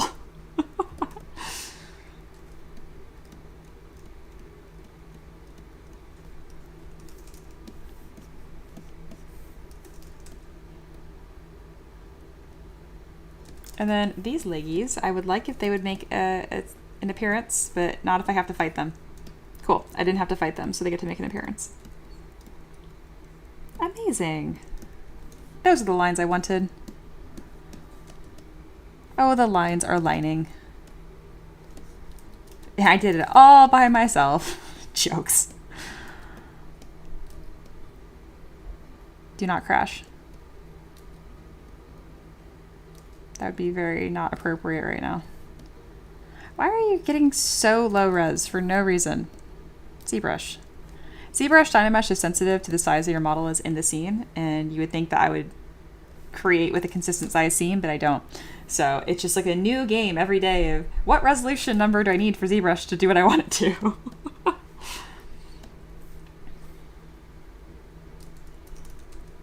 Mia, do you now love spiders? No. Not a fan.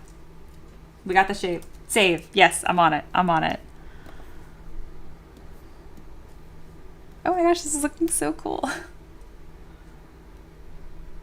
Reaper said, I literally had a character idea where she had a pet spider and she used it to grapple down via it holding onto her back and launching a web. I would love to see a sketch of that. Heck yeah. Amazing.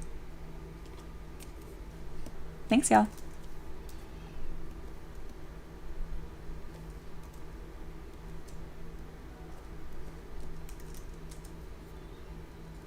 The shapes be shaping. Can I get confirmation that I'm not the only person that loves this hat? Because I really like this hat. But if y'all were like, no, I need to know now. because I am hat blind currently.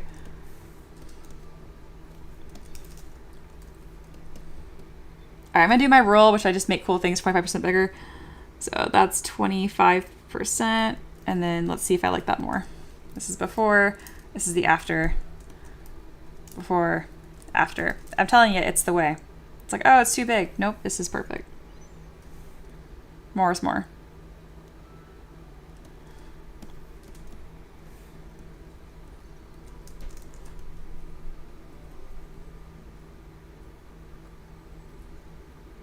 If we make a spider pyramid, then maybe she'll love them. What kind of monster doesn't work in a standardized space? Her, and you were an engineer? Are you sure about that? Aloha says, not a fan of the hat personally. It looks very whimsical. More pointy. More spoopy. Reaper likes the hat because of the pins. Jared likes the floppy. Aloha hates whimsy confirmed. Yeah. What? Just kidding. Spoop. It's not very pointy, and that would fit these lines better, and that wouldn't even be that hard to do. I'm not changing the swoop. The swoop speaks to my soul. But I am interested in more of this point instead. More witchy hat.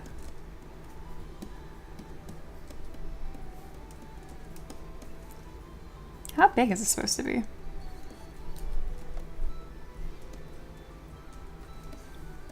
I do like it pointier. This is before, big curl. The pointy just has more structure.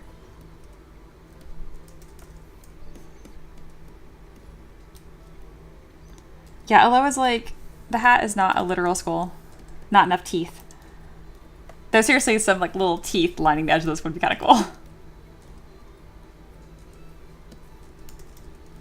This is pretty cool. This is pretty darn cool though. All right, I'm gonna delete these little ribbons because I just don't want to deal with them. That's it. That was the whole point. I'm gonna inflate these so they don't cause huge problems later, and then merge them down. Ooh, a hat with lace. I do like that. Yeah, I feel like I just want more on the hat in some way or another. I do have lace brushes. I bet they will fight me right now, but if I could get that to work a little bit, that would be really cool. Oh, lace. Again, we have to make it on the larger side so it actually works. Okay.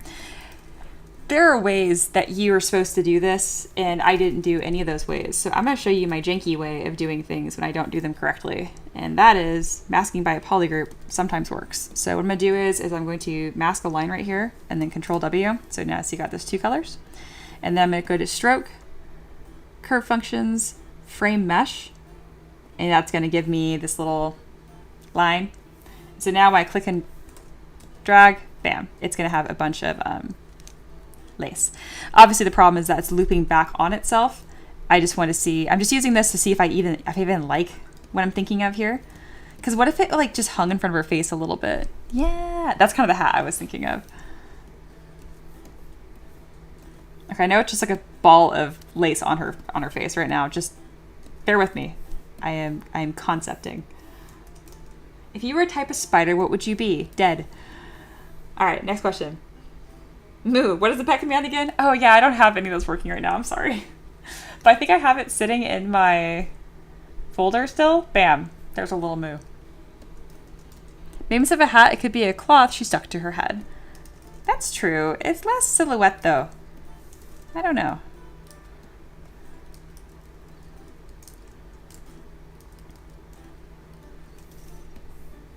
More silhouette.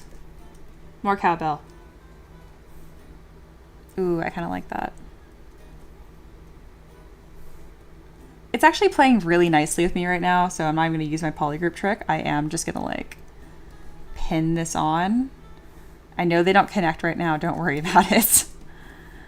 Let me see if I can finesse some nonsense here. I'm having no fun, as you guys can tell.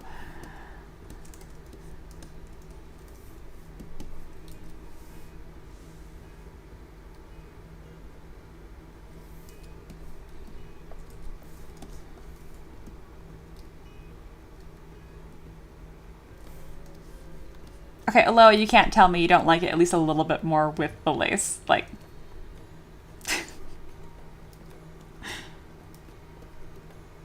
Aloha says, like, it's worse. I cry.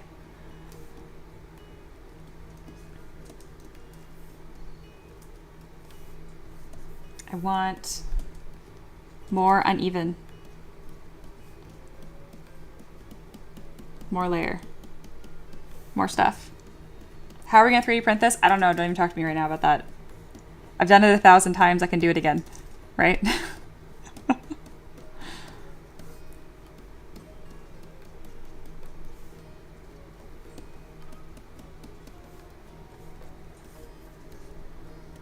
I love it. Aloha says, I love the hat. I just want more point. And teeth. I feel that.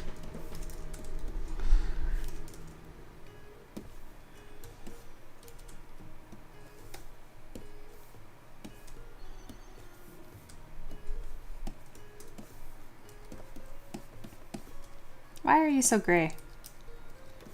More black. Oh, I see.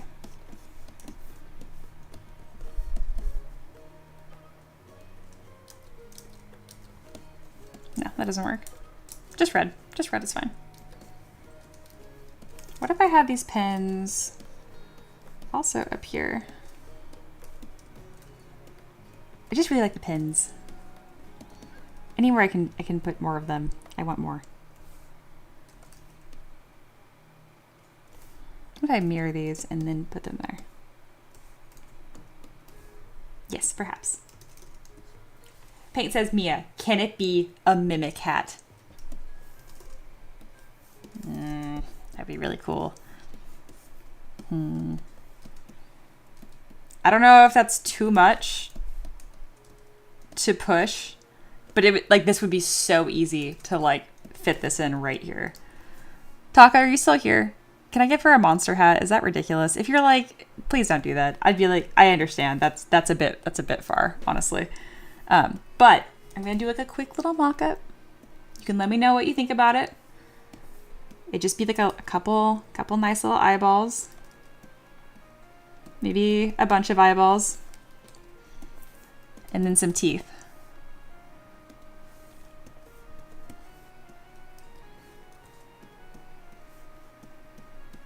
Something kind of like that.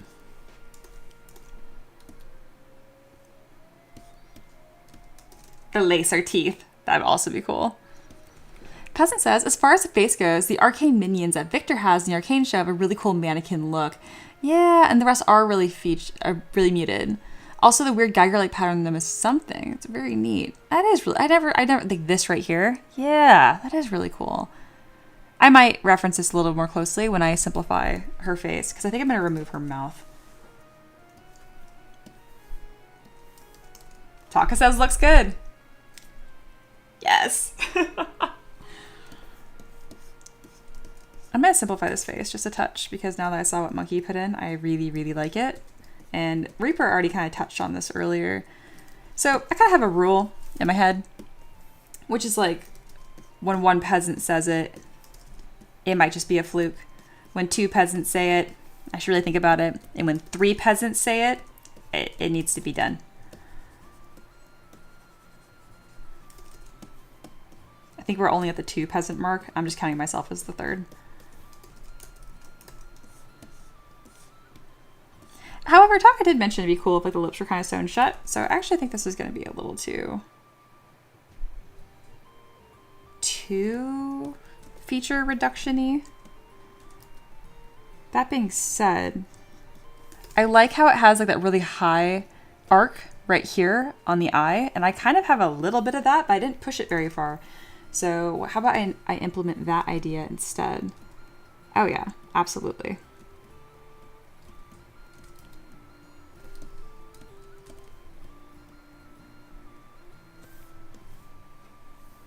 Oh, that's really cool. And then a really sharp face. I don't want her chin to be like really big. I just want it to be really sharp. Be careful though, because then you like lose the chin and then she will look like really weird.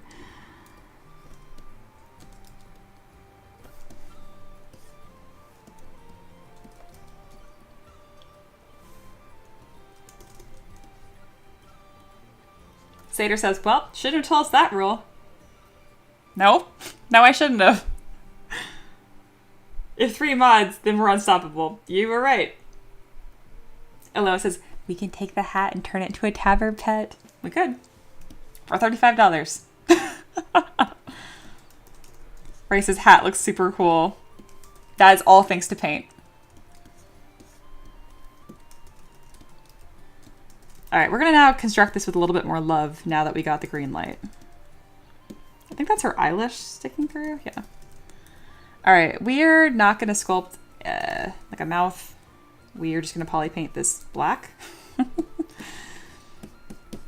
For simplicity's sake. I feel like her eyes need to be a color though. Nope. Why? How many eyes do you have? I figured it was just one. Oh, that's gonna be a problem later. Okay, I'm gonna let that be a future problem. See, eyes are black, and then it's like, no, they're not. How many heads are here? Is this 2 copies of the exact same mesh on top of each other? I'm gonna lose my mind.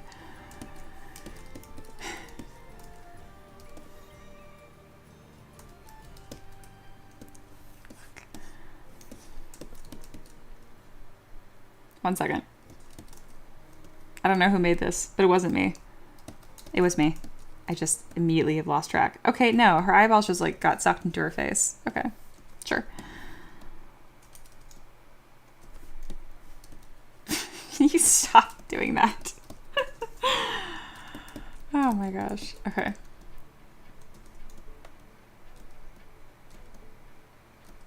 Those are so eerie.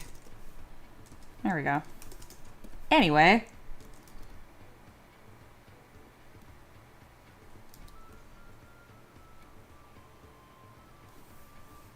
Yeah, her being androgynous has gone straight out the window. Sorry, y'all. Great idea. I think I even suggested it, and then I was just like, nope. She's gonna be really cute. Wow, I did a really bad job with her lipstick. I have to, nope. I was hoping I could just paint it in really quick without having to use the, change my paintbrush type, which doesn't take long. Bam, that's it. I don't know why I was avoiding this so much. There you go. Just like real life, take your time doing your lipstick. Otherwise, you'll look like a clown. Okay.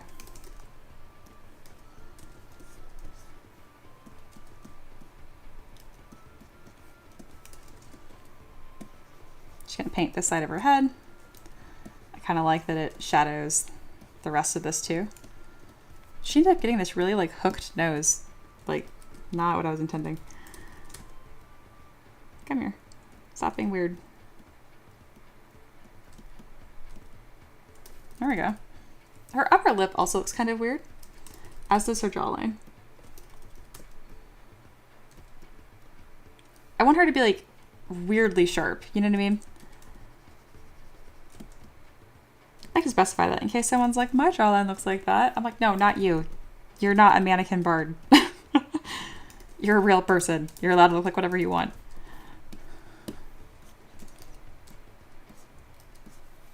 There we go. Oh, she's looking really weird. Okay. I crushed her chin too much. There, I fixed it. Why your face is so sensitive?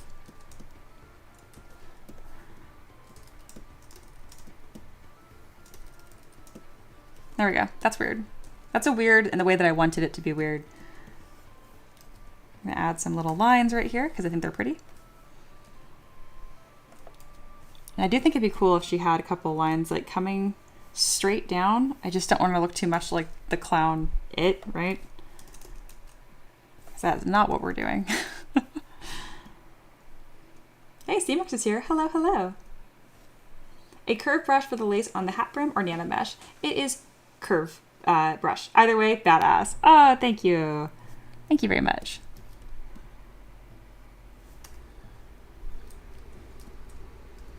You guys don't have to deal with my husband later when he has a meltdown being like, how am I supposed to 3D print this? And I'll be like, because you're so talented and I love you. And he'll be like, nice try. Sculpt it bigger.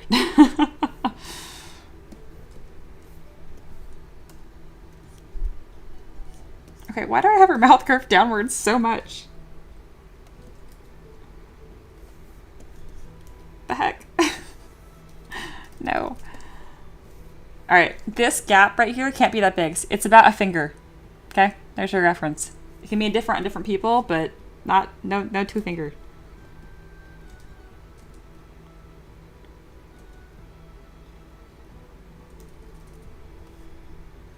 So right now I'm gonna lower her nose and raise her lips at the same time. Stop it.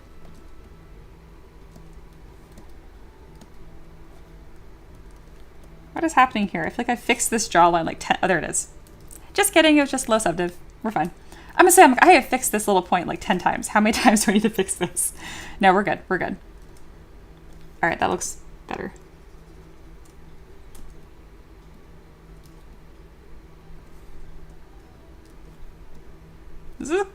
This is cool. This is really cool.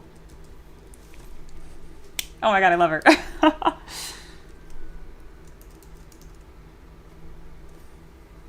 Ray says, I'd be a mannequin if my jaw could be that sharp. For real, right? I get you. Just like contour. There you go. Or have lines really harsh on top. Because I don't have a very defined jawline, but with my lighting it looks like I do. I'm like, ooh. Monkey says, you all heard that right. I'm a real person. I'm very much human. Very much not monkey. Just think, well, what if we want to be a mannequin bard? Well, you're not going to get this by being natural, I'll tell you that.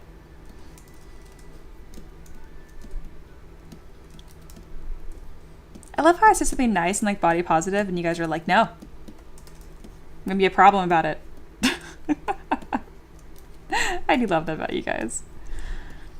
Only problems. Also, pancake butt ended up not mattering because I just covered it up with like a scarf, so whatever. There's that. All right, we are nearing the end of Tavern Keeper's Craft. We need to finish this up. Also, I forgot to put eyeballs in my eyes. So let's go ahead and do that. You can do it really slow, like a peasant, or you can listen to this tip I have for you. Make sure you have no subdiv, because I feel like whenever I want to do anything ever, they're subdiv. And then next, wait for this to decimate. Go ahead and grab your IMM primitive brush. Take your brush to depth and just push that sucker down somewhere right here. Make sure you have the right thing selected first, because sometimes it'll reset for each piece. And then just click and drag. That's it. Oh, that was not even close. See? Nope. It reset. What did I say? All right, go ahead and lower that. And then I actually like having it a different color, something a little easier. There you go. And then just click and drag and you have very quick form-fitting eyeballs instead of just having to suffer with the 3D Gizmo. 3D Gizmo is really good, but it doesn't mean I want to sit there and manually position 10 eyeballs, you know? There we go. Eyeball hat. Should I give this hat a tongue? I didn't plan on it, but I can. Steamark says, I got my Wolffire helmet jam done finally. Nice. Starting the good old Screaming Eagle American flag jam now. Sick. What does everyone else get into? Well, as you can see, I am making this very lovely mannequin bard that is in a Curse of Strahd setting. So I was able to go pretty insane with it. And then Taka was here, so I further got permission to just be a menace about it. It's been so much fun. Taka, I feel so lucky to people like you support my art. Like, seriously, this has been awesomely fun.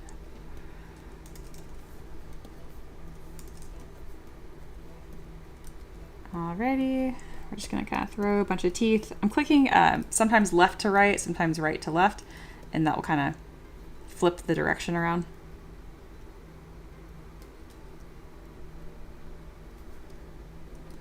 There we go.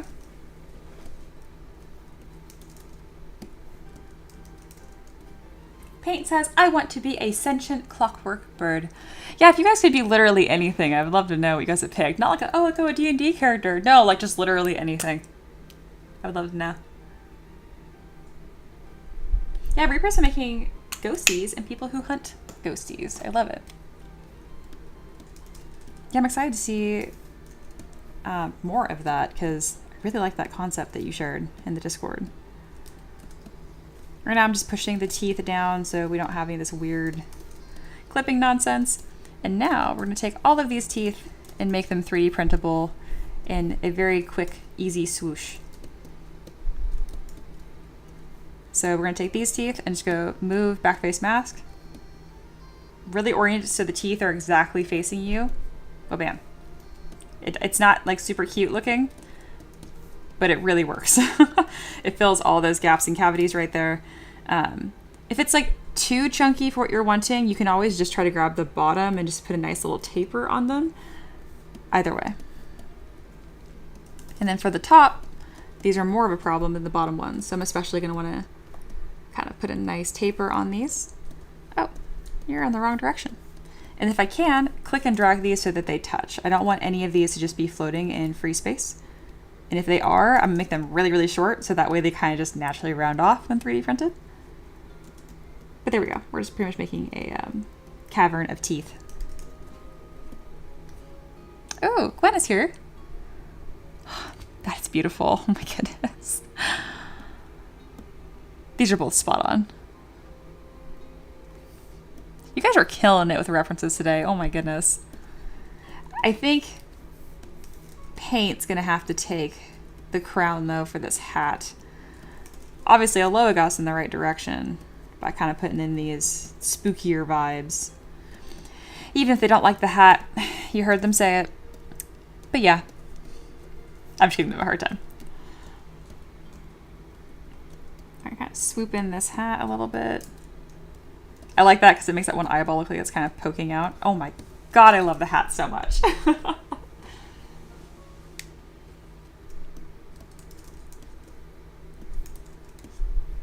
Alright, I know that this lace is going to be bad to 3D print, but I can make it not bad. Okay, so to do that, it's a lot of moving back face mask. So we're going to just grab this into 2 sections. We'll click and drag this all down and then flip it over. And in case you're wondering, like, oh, just move it in back face mask, pretty much just make anything 3D printable. No, absolutely not. I've gotten really good at using it carefully. You should use it too. It does work. Just be really careful. Because you can get really jacked up topology and problems like this pretty easily. So I'm going to do close holes and just Dynamesh this until it doesn't explode. It doesn't need to be nearly as... See how like this looks much nicer than this? And you're like, oh no, it looks like terrible now. It's going to be so small, and once I decimate it, it'll actually still look quite good. So yeah, it's just about finding a balance. Also, Decimation Mask or ZBrush is trying to keep all the detail on the back of this plane, and it doesn't need to. So if I want to, I can try to fix that. Okay, how good can we get as far as resolution preservation without projection? Because I don't want to do that. That's actually really not bad. So I can go ahead and do that again and then inflate. And then I'm going to take a trim dynamic brush and just crush the inside of this a little bit. Not a lot, just a little bit. Isn't there a thickness deformer? Yes, but you have to have like a single-sided mesh. This is very much so, wow, not single-sided. Stop blowing up. There. Sometimes you just need to have a firm hand with ZBrush. Even though I'm making it commit like topology crimes. Not bad, all considering. All right, all right.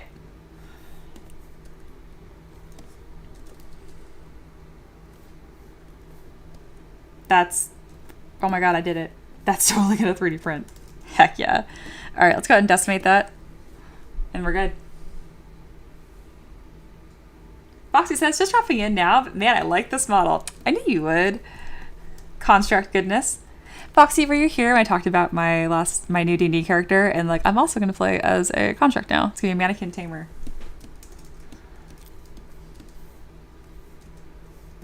That would have like literally never happened before making your model. That was definitely the gateway drug, I believe, is how the cool kids say it. All right, I did nothing with her arms. I really don't want to do anything with her arms, but I will, because we don't quit around here. Also, I know what I need to do to make it look really cool. It wouldn't even take that long. So, let's go ahead and duplicate the body, delete subdiv, and then just click and drag to get these little straps. I just want to have a couple by her elbow, but not crossing her elbow because then they'll get all goofed up when I pose her, and I don't want to fix that. There we go.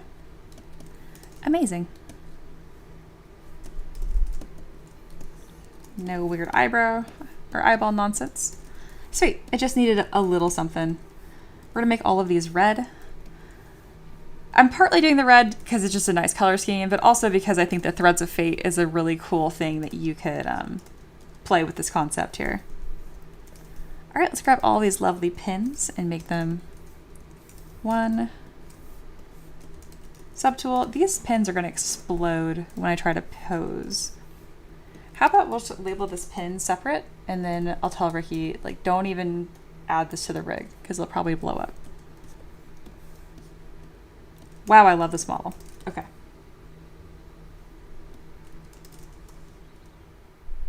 Empress says, always amazing watching me at work. Oh, thank you, thank you. This model is definitely one of those models that was much, much cooler because I did it on stream. I know I'm doing the thing, but being able to outsource some of the creative decisions and then iterate really rapidly is definitely thanks to you guys. I'm definitely going to save this hat. It's just awesome.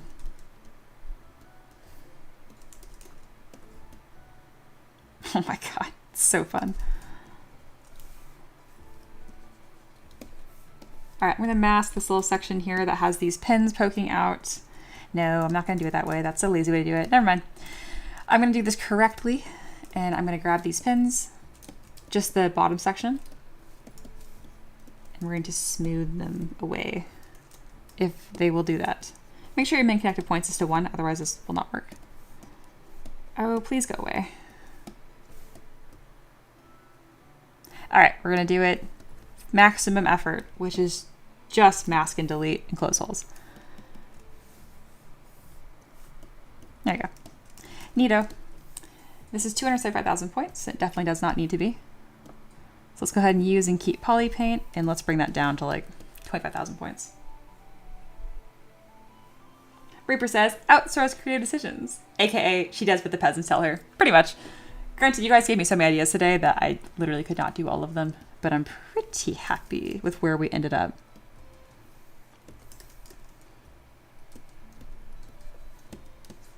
All right, I didn't end up giving her like a literal weapon, a literal musical instrument, but Taka mentioned the type of bard that she is. She actually absolutely can use like crystal balls or lanterns, so that was a happy coincidence.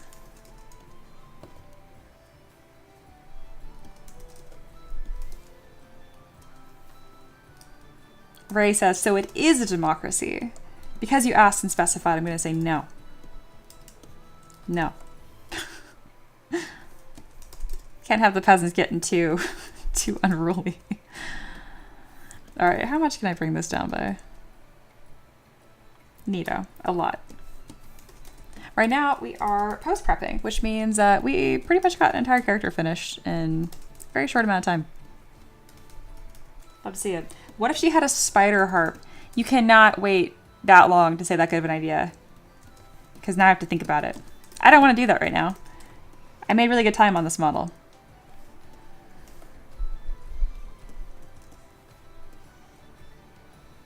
I shake my head at you. That was a really good suggestion. I'm not doing it. And it hurts me. It physically pains me.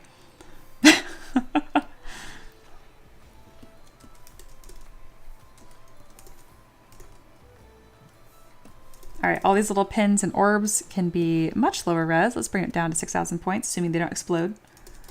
Good.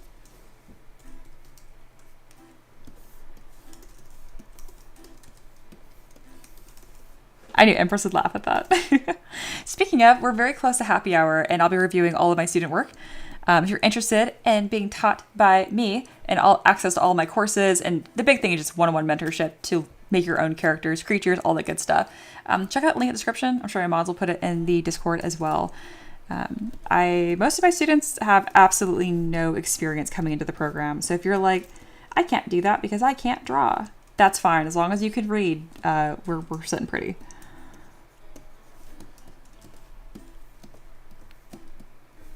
All right. I kind of don't want you to be a 3D printing mess, so I'm just gonna drag those legs down. All right, let's decimate this as well. Reaper said, you did say this would be a challenging model. Yep, cannot be trusted. Remember when Sater, we were all talking about this and we're like, yeah, like more complicated models, I should just not stack them up. And then Sater's like, she does not seem to know what's going to be difficult. This is a very good example of that. I'm not saying it wasn't a difficult model. I'm just saying I didn't expect it to flow so well. Because it was a difficult model. I think you guys have just asked so many difficult models of me back to back that I have just leveled up to deal with your nonsense. Everybody wins. I already know the top of this is going to be a topology problem. So how about I just yoink, bam, you just don't get to exist. Better than that, I'm going to polish by features at the top here. See how that's like ugly and that's smooth? So now when I do close holes, it shouldn't blow up. Very good.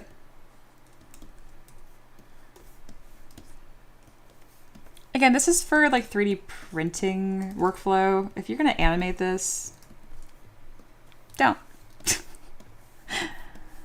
You wouldn't be able to. I mean, you have to retopo it anyway, but... Ray says I can't read. It's true. I could super roast you right now, but I'm not going to, because you're a good student. Immediately, but what if I can't read? Oh my god. I can't say anything around here. You just fail, yeah. Imagine if I gave grades out as part of my course. Ugh, I would hate that. There's no grades or deadlines, unless you need deadlines, and then there is. Speaking of, Ray, what have you been doing this? How are you doing with that focus hour? Are you like pretty much getting done what you expected? Or you know we're close? Are you way ahead, way behind? It's a deceptively tricky assignment. All right, that's looking pretty good. We'll call this straps. Aloha. Why do we sit in the rain, Dad? God, that video, I was cracking up. Immediately, I'm like, Ricky, you have to watch this.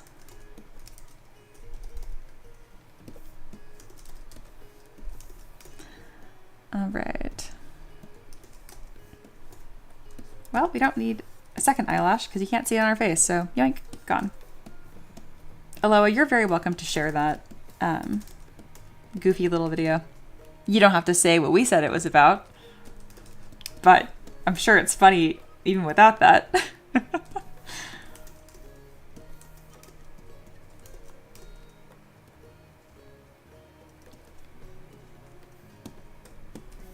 All right, getting this all 3D print prep ready.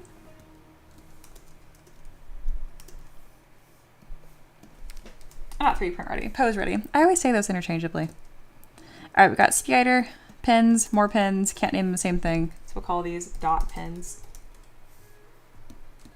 Ray says behind, actually. That tends to be the way of things, but not always. I always have the weird oddball students every now and then. I never can correctly predict who they're going to be. That set too small of goals. But yeah, it's tricky, isn't it? Because you're like, oh, how long is it really going to take me to get something done? Way longer than you think. Hat. Monster hat. Monster witchy hat. All right.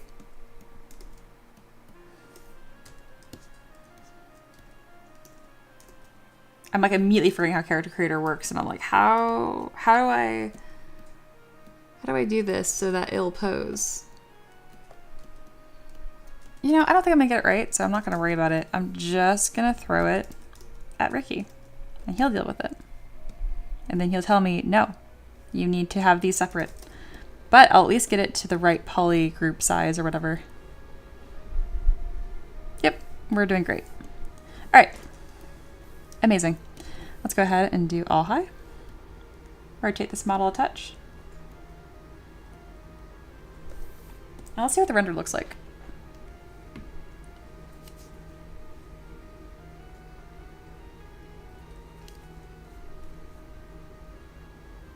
Oh, I'm so glad Streamlabs is putting my Kickstarter link separate from the other message. I didn't know I was doing that. That's really funny. But speaking of, you should follow my Kickstarter project. It's launching very, very soon. It's linked in the chat right now. There's no description on it right now because Streamlabs is like, I'm going to put these messages 45 minutes apart. Which arguably is exactly what I told it to do. I just figured it'd put them back to back, not cycle back and forth between them. Ew, it's really dark. Stop.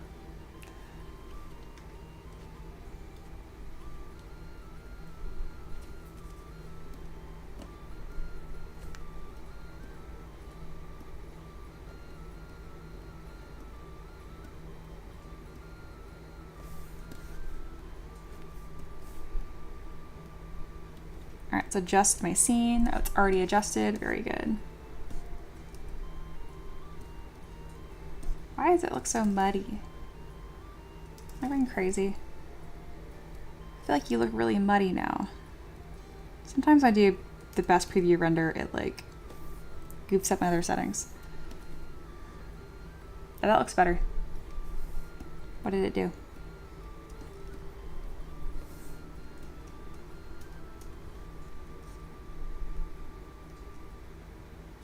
Getting better at making these little like glamour shot spread pages, but they're way harder than they look. And that looks weird. These characters are a different aspect ratio than my screen. Okay, what's happening here? That looks good, that looks good. What if we bump that other light up just a touch? Ooh, I like that little bit of a glow. How come I never do a backlight? I'm just realizing that. How do I flip it? Is that alt click or click drag? ZBrush.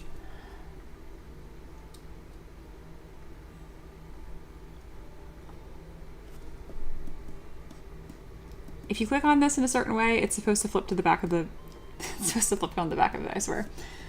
It might be like holding alt or option. I've done all of those things and it's just like, no. Whatever.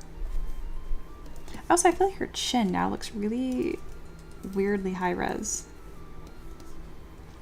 Like, what's all this? Eh. There we go. Perfect. It's interesting because you need like plane changes and stuff still. But if you get too many, it starts looking kind of organic textured again, and then it's kind of horrifying. So I'm going to add some material here and then smooth it away. Oh, I didn't add any wear and tear like chips. It's okay. I'll probably do that after the fact. I just got this weird spot on her jaw.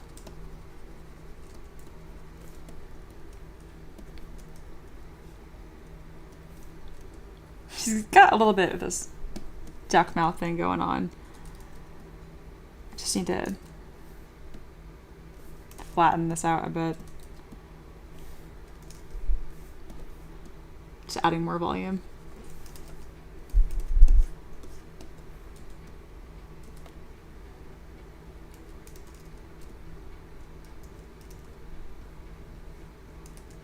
Oh, we have a cool graphic update.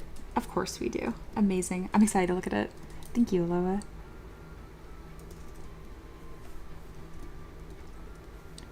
Okay, fixed her face up a little bit. You want to make sure you're doing this stuff in symmetry. Just makes your life easier. All right. Art. Let's do front, back, and then I have a very hard time doing the close-up on the side in a way that I like because I'm very picky. It's almost like I'm an artist or something. So let's see if I can get a zoom-in shot here that looks good. I think the problem is I always try to do it first, and then I find new problems because it's so zoomed in. I'm going to zoom in on the hat, but nothing else. That brings me joy. Nope.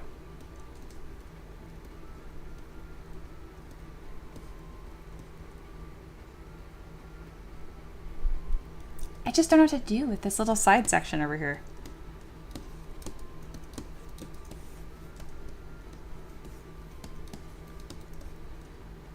It would help if ZBrush would keep the pivot point in the center of this model instead of like way off into space. Can you just behave? So, no, screams.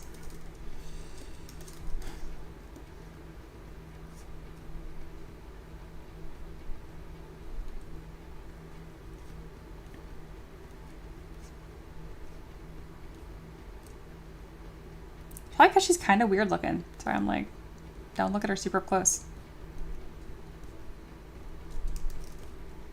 And then this arm just needs to go away for right now. That's also kind of weird though. I'm just creating more problems. No, that works. Okay, cool. And now I can play with the lighting a little bit more. What's cool with this is like when you adjust your lighting, when you have these little like snapshots, it actually affects all of your models, which I've always really enjoyed. That's kind of cool without any lighting too.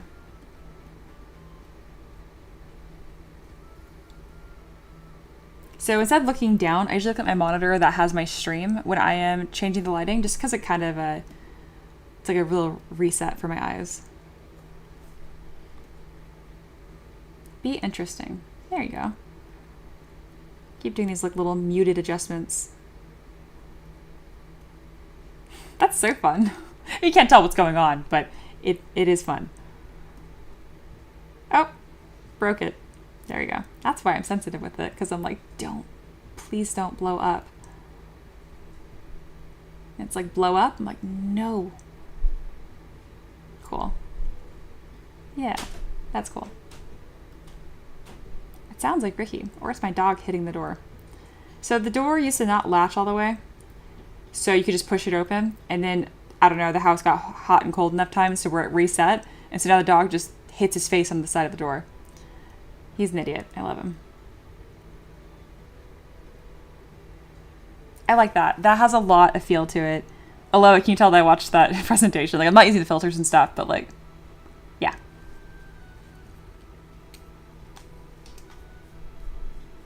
Oh, the cool upgrade. Duh. I know what it is. Yes, I meant the be right back graphic thingy. I know, I'm just being silly. I've already seen it. Sorry, I'm at the end of like Tavern Keeper's Craft. My brain is like super full. But yes, I know what you're talking about.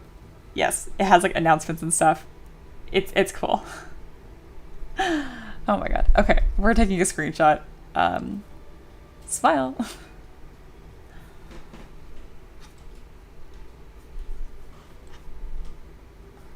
In my defense, Reaper also thought it was something new, I think. So we're both just wrong together. Alrighty. Boop. Art of the day. That's how you do. That is a cool freaking character.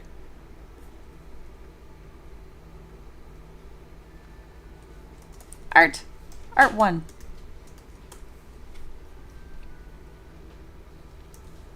Very pleased with this light setup at the end. I kind of wish I did this light setup earlier. But no matter. It is done now and it looks great. I'm definitely not going to call her a mannequin bard. I'm probably going to call her a warlock. She looks more warlocky, but still. Very cool. Justin Gold says, I blinked. Can we take down the screenshot? Nope. It's been recorded forever.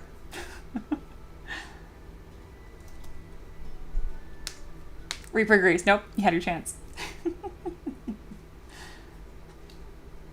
Alrighty. Uploading the thing.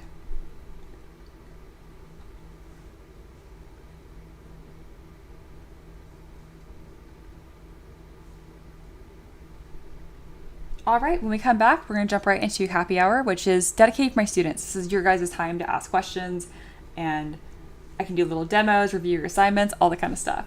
If you're interested in becoming a student, links in the description. All skill levels are accepted. Especially if you have any interest in designing for 3D printing, like I am your girl. That is what I do. I do provide business advice as well. Just, again, everyone's very, very different. So I'm never going to tell you guys that like, oh yeah, become a student and you'll be a millionaire. No, no, no. But I can at least put you on the right track. I can at least prevent you from making mistakes I made. Just sometimes. All you need.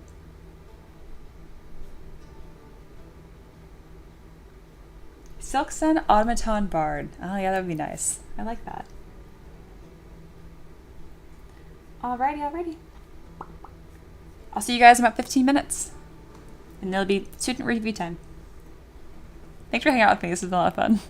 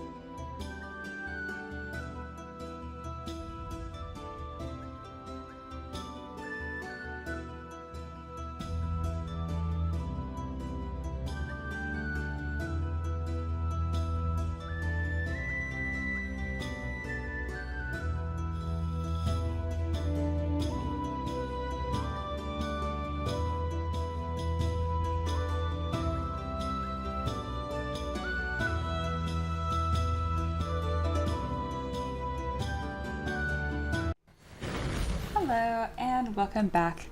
It is officially happy hour, which means it is time to review all of my lovely student work. Alrighty, so all of my students have like a varying level of skill set. Some of them are doing this professionally, others are just learning, others can barely draw a stick figure. So it's a lot of fun to kind of share their work with you guys and see how they're all growing and coming along. Without any further ado, let's just pop right into it. Alrighty. Up first, let's go with Max, because they're in that order. Ooh, I'm excited for this. Alright, first thing I do is I always go ahead and grab a timestamp where we're at. It's currently 2:41, the hour of the stream. 2:41. Yeah. Alrighty. Max says, a small start in the details. Start with what I know, which is of course mushrooms. I don't think the little ones on the staff will be 3D printable, but I'll figure it out later. I feel that. Just getting the ideas down for now. I also want to add wood details I have on the staff reference, but I'm not sure whether to use a move brush or appending subtools. For wood detail, neither. You're going to want to sculpt it with like dam standard, something like that. Unless you mean like the curvature of the staff, then yes. Alrighty. I'll attach screenshots of the bits that I mean. Perfect, that's very helpful. Alright, here's our little guy. And for some more review really quick here. This is the character. It's our first project character ever. And we've worked on the body together, getting that base mesh going. But these are their concepts for the character, so you can kind of get an idea of what we're going for here. Of course, lots of references, and I have guided them through this whole process. That being said, they did all the work, and they're doing great. So here's that first iteration of that base mesh. Second, some assets kind of popping up, and now some detail work. So now let's review. Alrighty, we've got a mushroom here, a couple little ones on top. Those would be 3D printable, but they would be very fragile, especially given this is a short man. Alright, and then again, your lovely concept reference, which is here, what you're trying to copy. Oh, I see. Very good. Okay. Excellent. So let me see what your exact questions were. Because you already have a really good start here. I would just say more of everything. Your sculpt is mumbling just a little bit. You have such a good start here. Just like everything, double. So each, like whatever your Z intensity on your brush is, double it. Whatever subtool you append, twice as big. You have a really good start here though, for sure. And as far as like how to... I did not make it in time to mute my mic. Sorry, I have the goofiest little sneeze. Okay, moving on.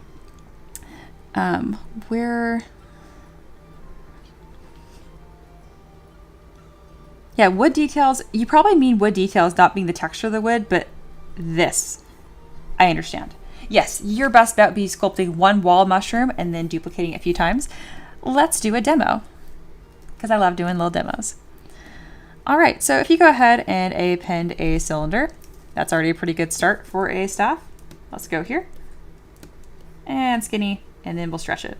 Amazing. We got a little staff going. So what you want to do is you can duplicate just even a cylinder. I would make a blob, dynamesh it at a low resolution, always as low as you can go until you have to do otherwise. And just kind of squish it out with your gizmo into a wall mushroom-like shape. And then once you have something that you kind of like, feel free to detail this one wall mushroom quite nicely. And then take your gizmo. Make sure you don't have subdiv, otherwise this won't work. If you hold down Command and then click and drag, you can make a duplicate.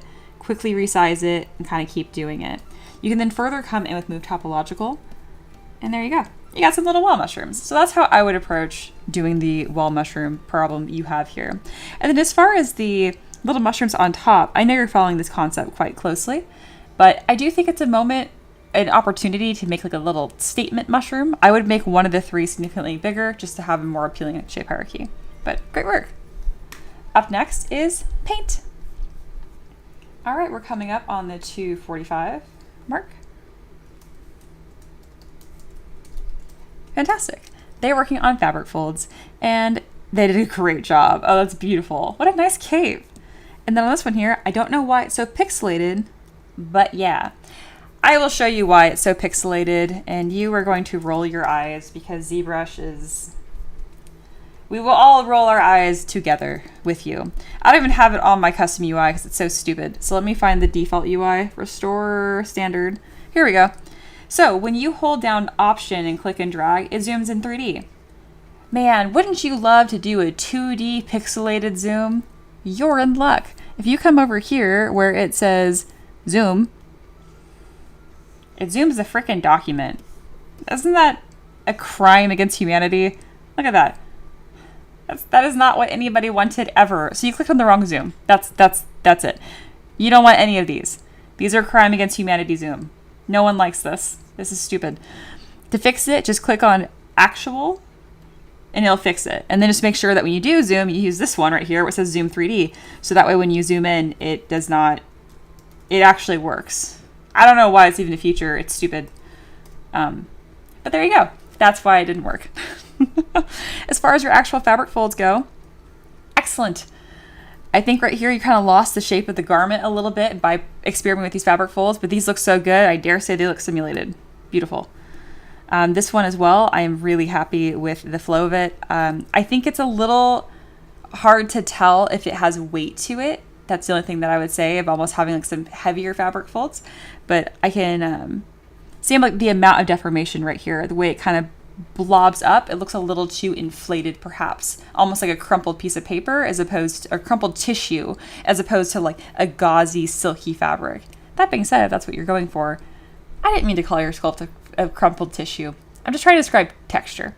If you're going for a silky cape, those are some things you can help in addition to more variation of fabric folds. These are all pretty much the same width apart on each one of these. So you could vary that up as well. But as far as practice goes, I mean, you did a fantastic job. I'm really happy to see this.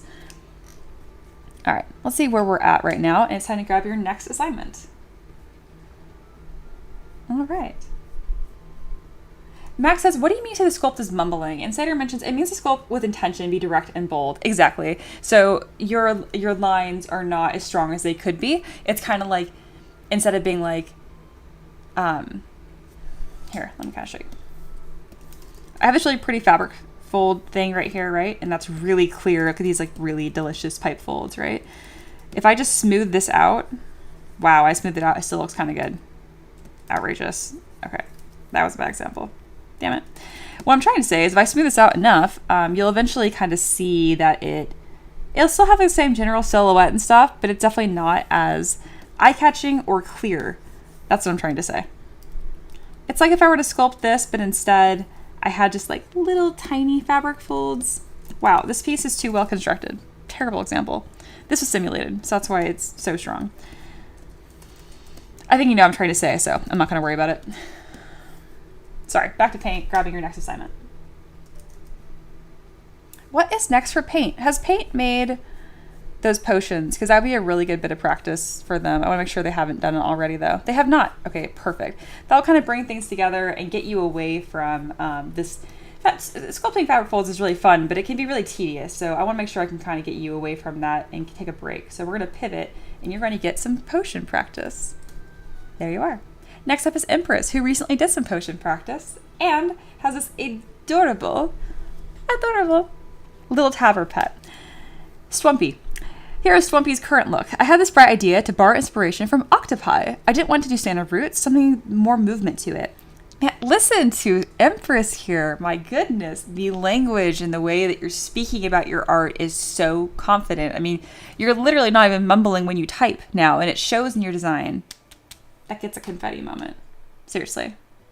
That's not confetti. Look, every now and then my effects glitch out, and look at this. Do I get hearts? The site's down today. Okay, you don't get confetti. You get cursed symbols. Anyway, excited for you. The asymmetry of the design was something I wanted to try and maintain. The larger root is basically equal to 2 roots, so I only need to add a smaller one to that side for balance, while the other side got 3 somewhat equal. Yes. I think I've locked in a shape and form I'm happy with, but I'd love to hear your thoughts, of course. P.S. I tried to make my own base, but don't really have anything to measure it against other than the Swampy themselves, so it's a little more oval shaped than I think it should be. It can be whatever you want. If you're trying to do like standard tabletop scaling, then yeah, it's a 25mm circle. You can do whatever you want. Swampy. Amazing. Amazing. I'm pretty happy with this. I would say that this is still too weighty. I would cut these in half and scoot them on over just to really have this asymmetric balance. But honestly, I can see like your little artistic soul is just singing here and having so much fun. If you want to, you can start experimenting with some bark texture, but because it's like chibi, I would recommend going in very light-handed with that. Huzzah. This is fantastic. I am so, so proud of you. This has so much personality, and I'm really seeing your artistic voice come through, which is the best thing to see. Good job. And Steamworks mentions for the rendering nonsense, the zoom canvas feature is for rendering. If you hit the AA half button while the canvas ratio is doubled, you get better saved image from the render. Otherwise, it's useless. Thank you. Next up is mini mimics. I don't think that they were able to come in today. I'm going to add to the base. My friend loves it. I'm all telling you about how no release because I have trouble saying it's good enough. Okay. All right, let me do a little review here. I really mumbled a lot of that, so let me talk clearly. Just a second here.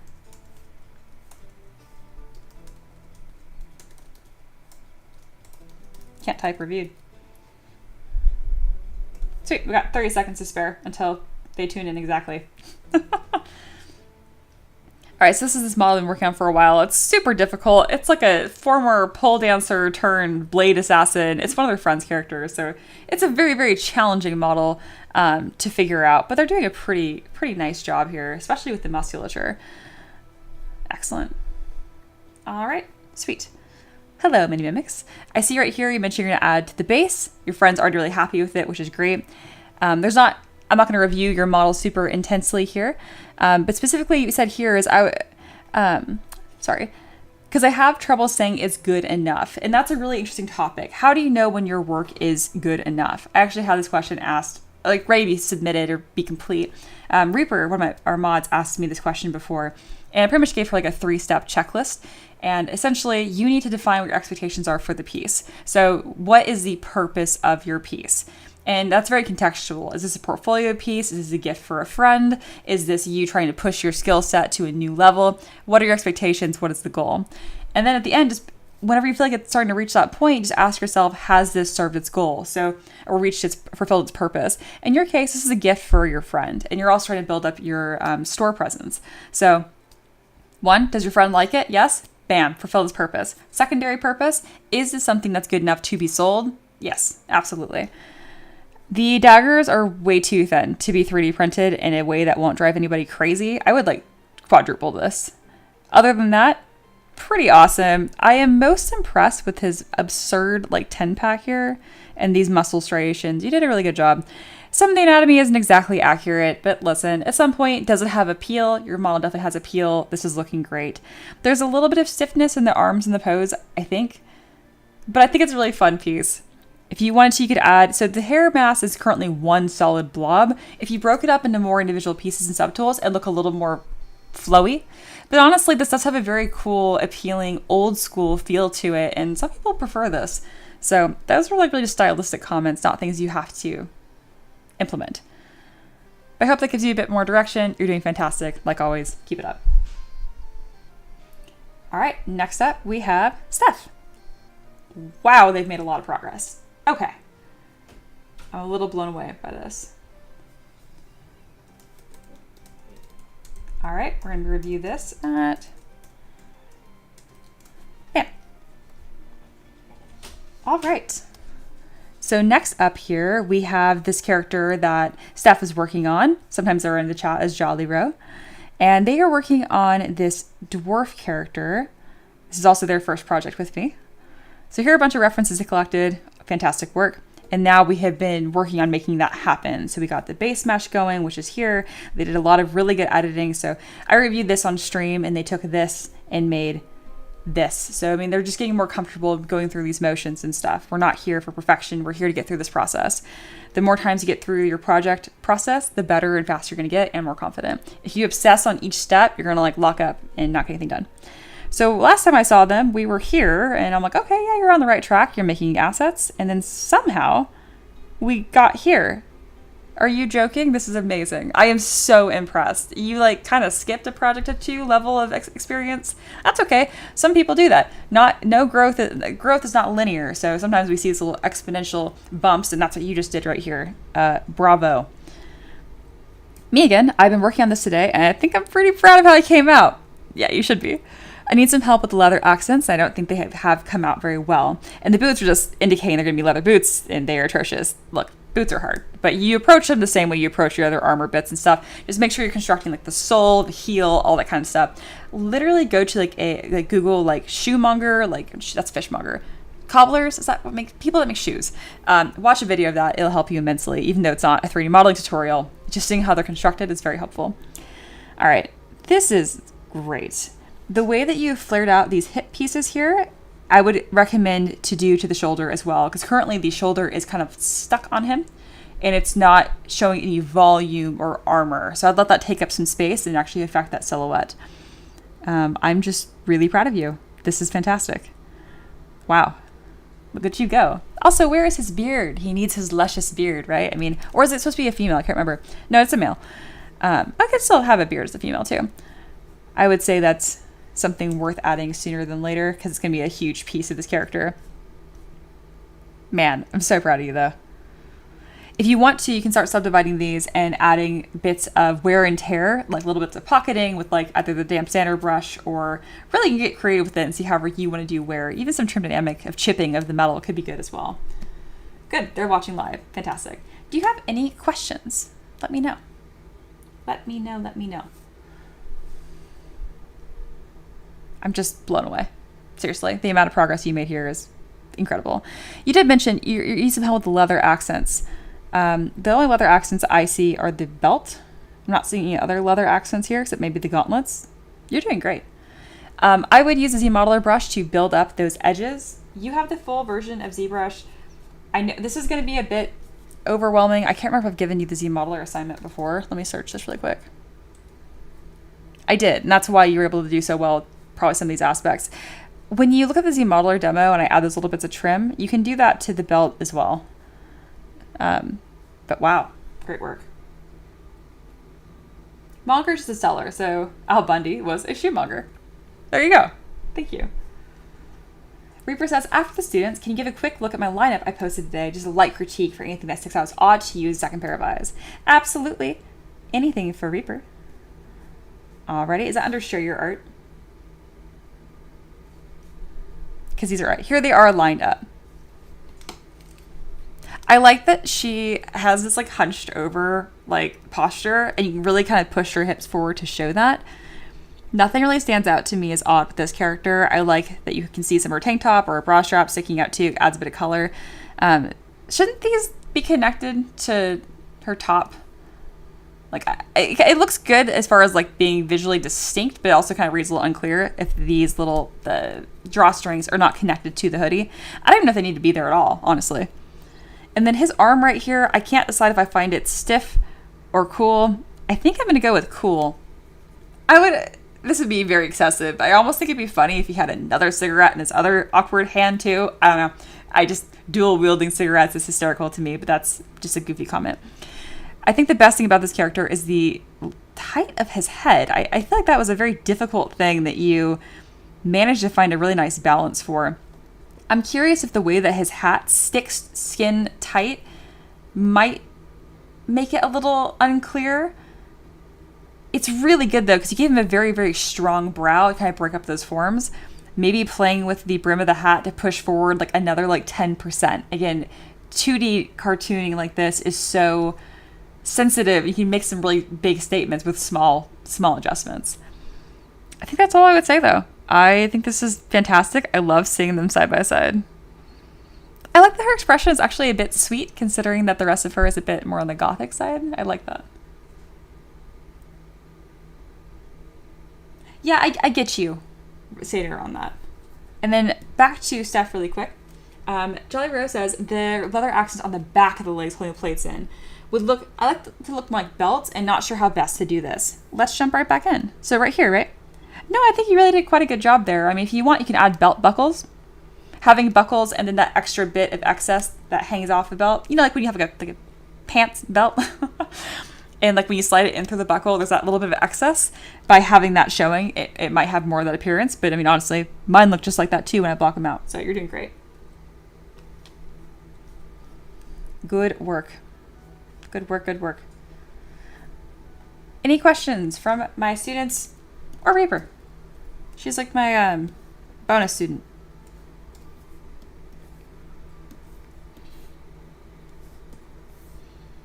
Bring this up again. And then while you guys are kind of cooking on that, I need to fix my dumb Streamlabs bot to not just talk about Kickstarter with no link.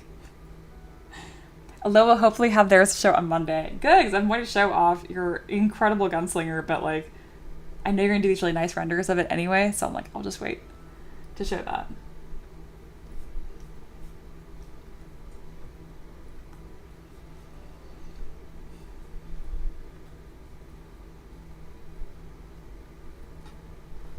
Again, if you haven't already, go follow this Kickstarter link.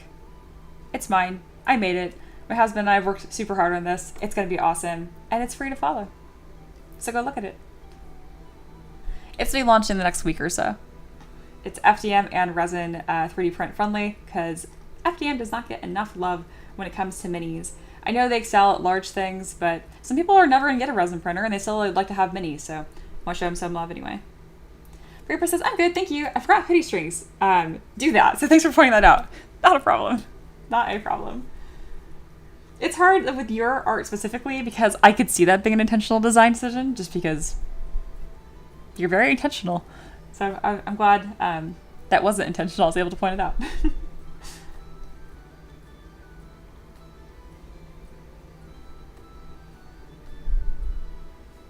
All right, we kind of flew through this character. Usually during happy hour, I go ahead and I continue cleaning this up and working on it, but it's like done.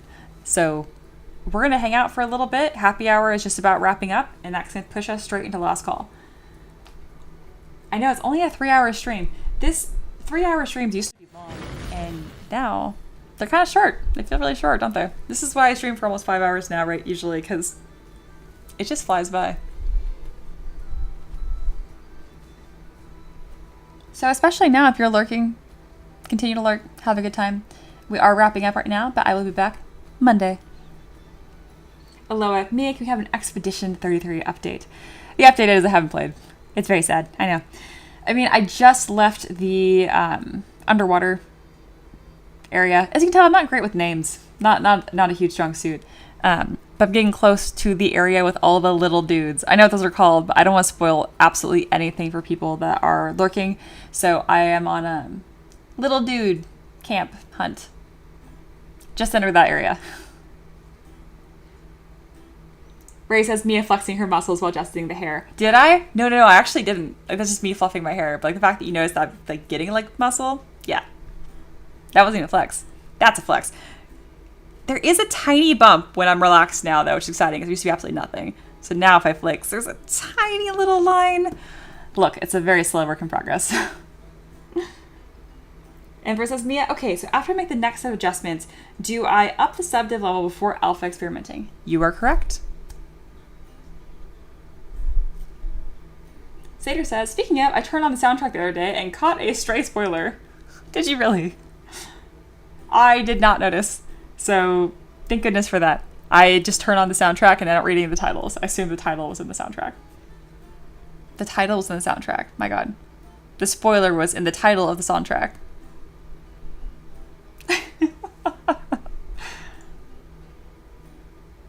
Just a single says progress is progress. Slay queen. Thank you. Sater says, Mia, oh yeah, I forgot to compliment your visible improvement on that screen cap from the other day. Oh yeah, from, wait, we're talking about my growing muscles, or we're talking about the lighting setup here? Because both of them I think have improved.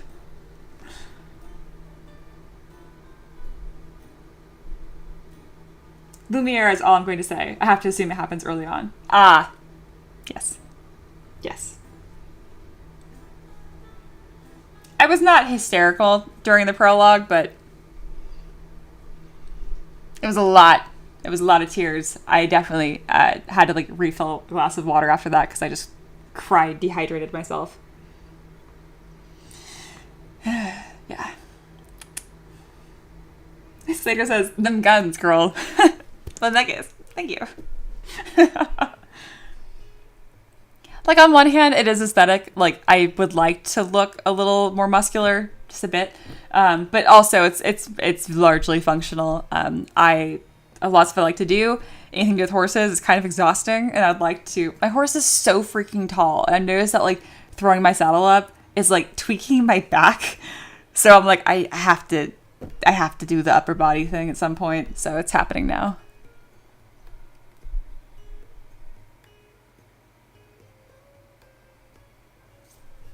Although I said, how did you find the landing scene on arrival? Right after the Gamage, when they first arrive, and everything that happens then, jaw dropping. I was still crying. I feel like this goes without saying. I had stopped the prologue, and I didn't even quite finish the prologue all the way. I played that really late at night, and then the next day I started, and then we were just crying again. Yes, the beach arrival. Super epic. I am suspicious if it is apparition-y or an actual human, or I am suspicious. All these faceless things, I believe, were previously people. Very faced whole people. I'm trying to be very vague here. I don't want to spoil anything. Face whole people makes no sense. So I'm happy with that. But I have lots of little theories cooking for sure. But that was epic, and I was certain that everyone had been totally decimated. I had a theory for a bit there that nobody ever makes it farther than the beach, and that was devastating. And then I was like, oh no, they do. Gotta watch the mimes though. You know, the mimes have been okay for me. The music haunts my dreams, and I just stress. The first mime was traumatic and terrible. That's been okay though. It's the stupid chromatic ones, like the stupid, God, the trumpet man. God, it was like the 10th time being trumpeted to death that I was like, that's enough of this for the night. I like that you can like lightly grind if you need to kind of like up your skills and experience, but I refuse to do that, and I can't just dump more attribute points into vitality. That's just your health pool. Because I just spend it. I'm just like a complete knucklehead. Like I don't try until I'm half dead, and I'm like, oh god, now it's serious. It's very annoying. But it would go much smoother if I would just up my health a bit, so I would live long enough to pick up patterns longer. But I don't. If I'm not freaking out, I'm not paying attention. I don't know. We're working on it. If anyone is just tuning in, though, you should play Expedition 33. It's incredible. Absolutely incredible. All right, I think that's pretty much everything. Thank you guys so much for hanging out with me. This is a great Friday stream. It wasn't even quiet. You guys were chatting the whole time. It was kind of wild for me. First, I was like, am I not talking to you guys enough? And I'm like, you guys are good. It's like the chat's learning how to walk. I'm so proud. Reaper says, you're doing the not efficient run. This is correct, which is probably good for me, honestly. More expedition, please, over the weekend. I agree if I don't just, like, dump all of my time to this stupid website I want to finish. I'm very excited for the website. It's not stupid. I'm making a really cool thing. It's going to be really cool. That way you can actually see all 1,000 of my models easily and sort them through tags. It's going to be epic. But yeah. Good Friday stream. Thanks, Just Single. All right, I'll be back on Monday. I hope you guys have a fantastic, beautiful weekend. I'm getting ready to watch the Game Fest thing. I think it's the one that's hosted by Microsoft, and then the one by Keeley is tomorrow. But very excited. Now that we don't have E3, this is the next best thing. So I'll probably talk about that in the Discord later today. Gonna miss streams until Monday. Womp womp. I know. All right, y'all. You take care, and I'll see you Monday, okay? Bye.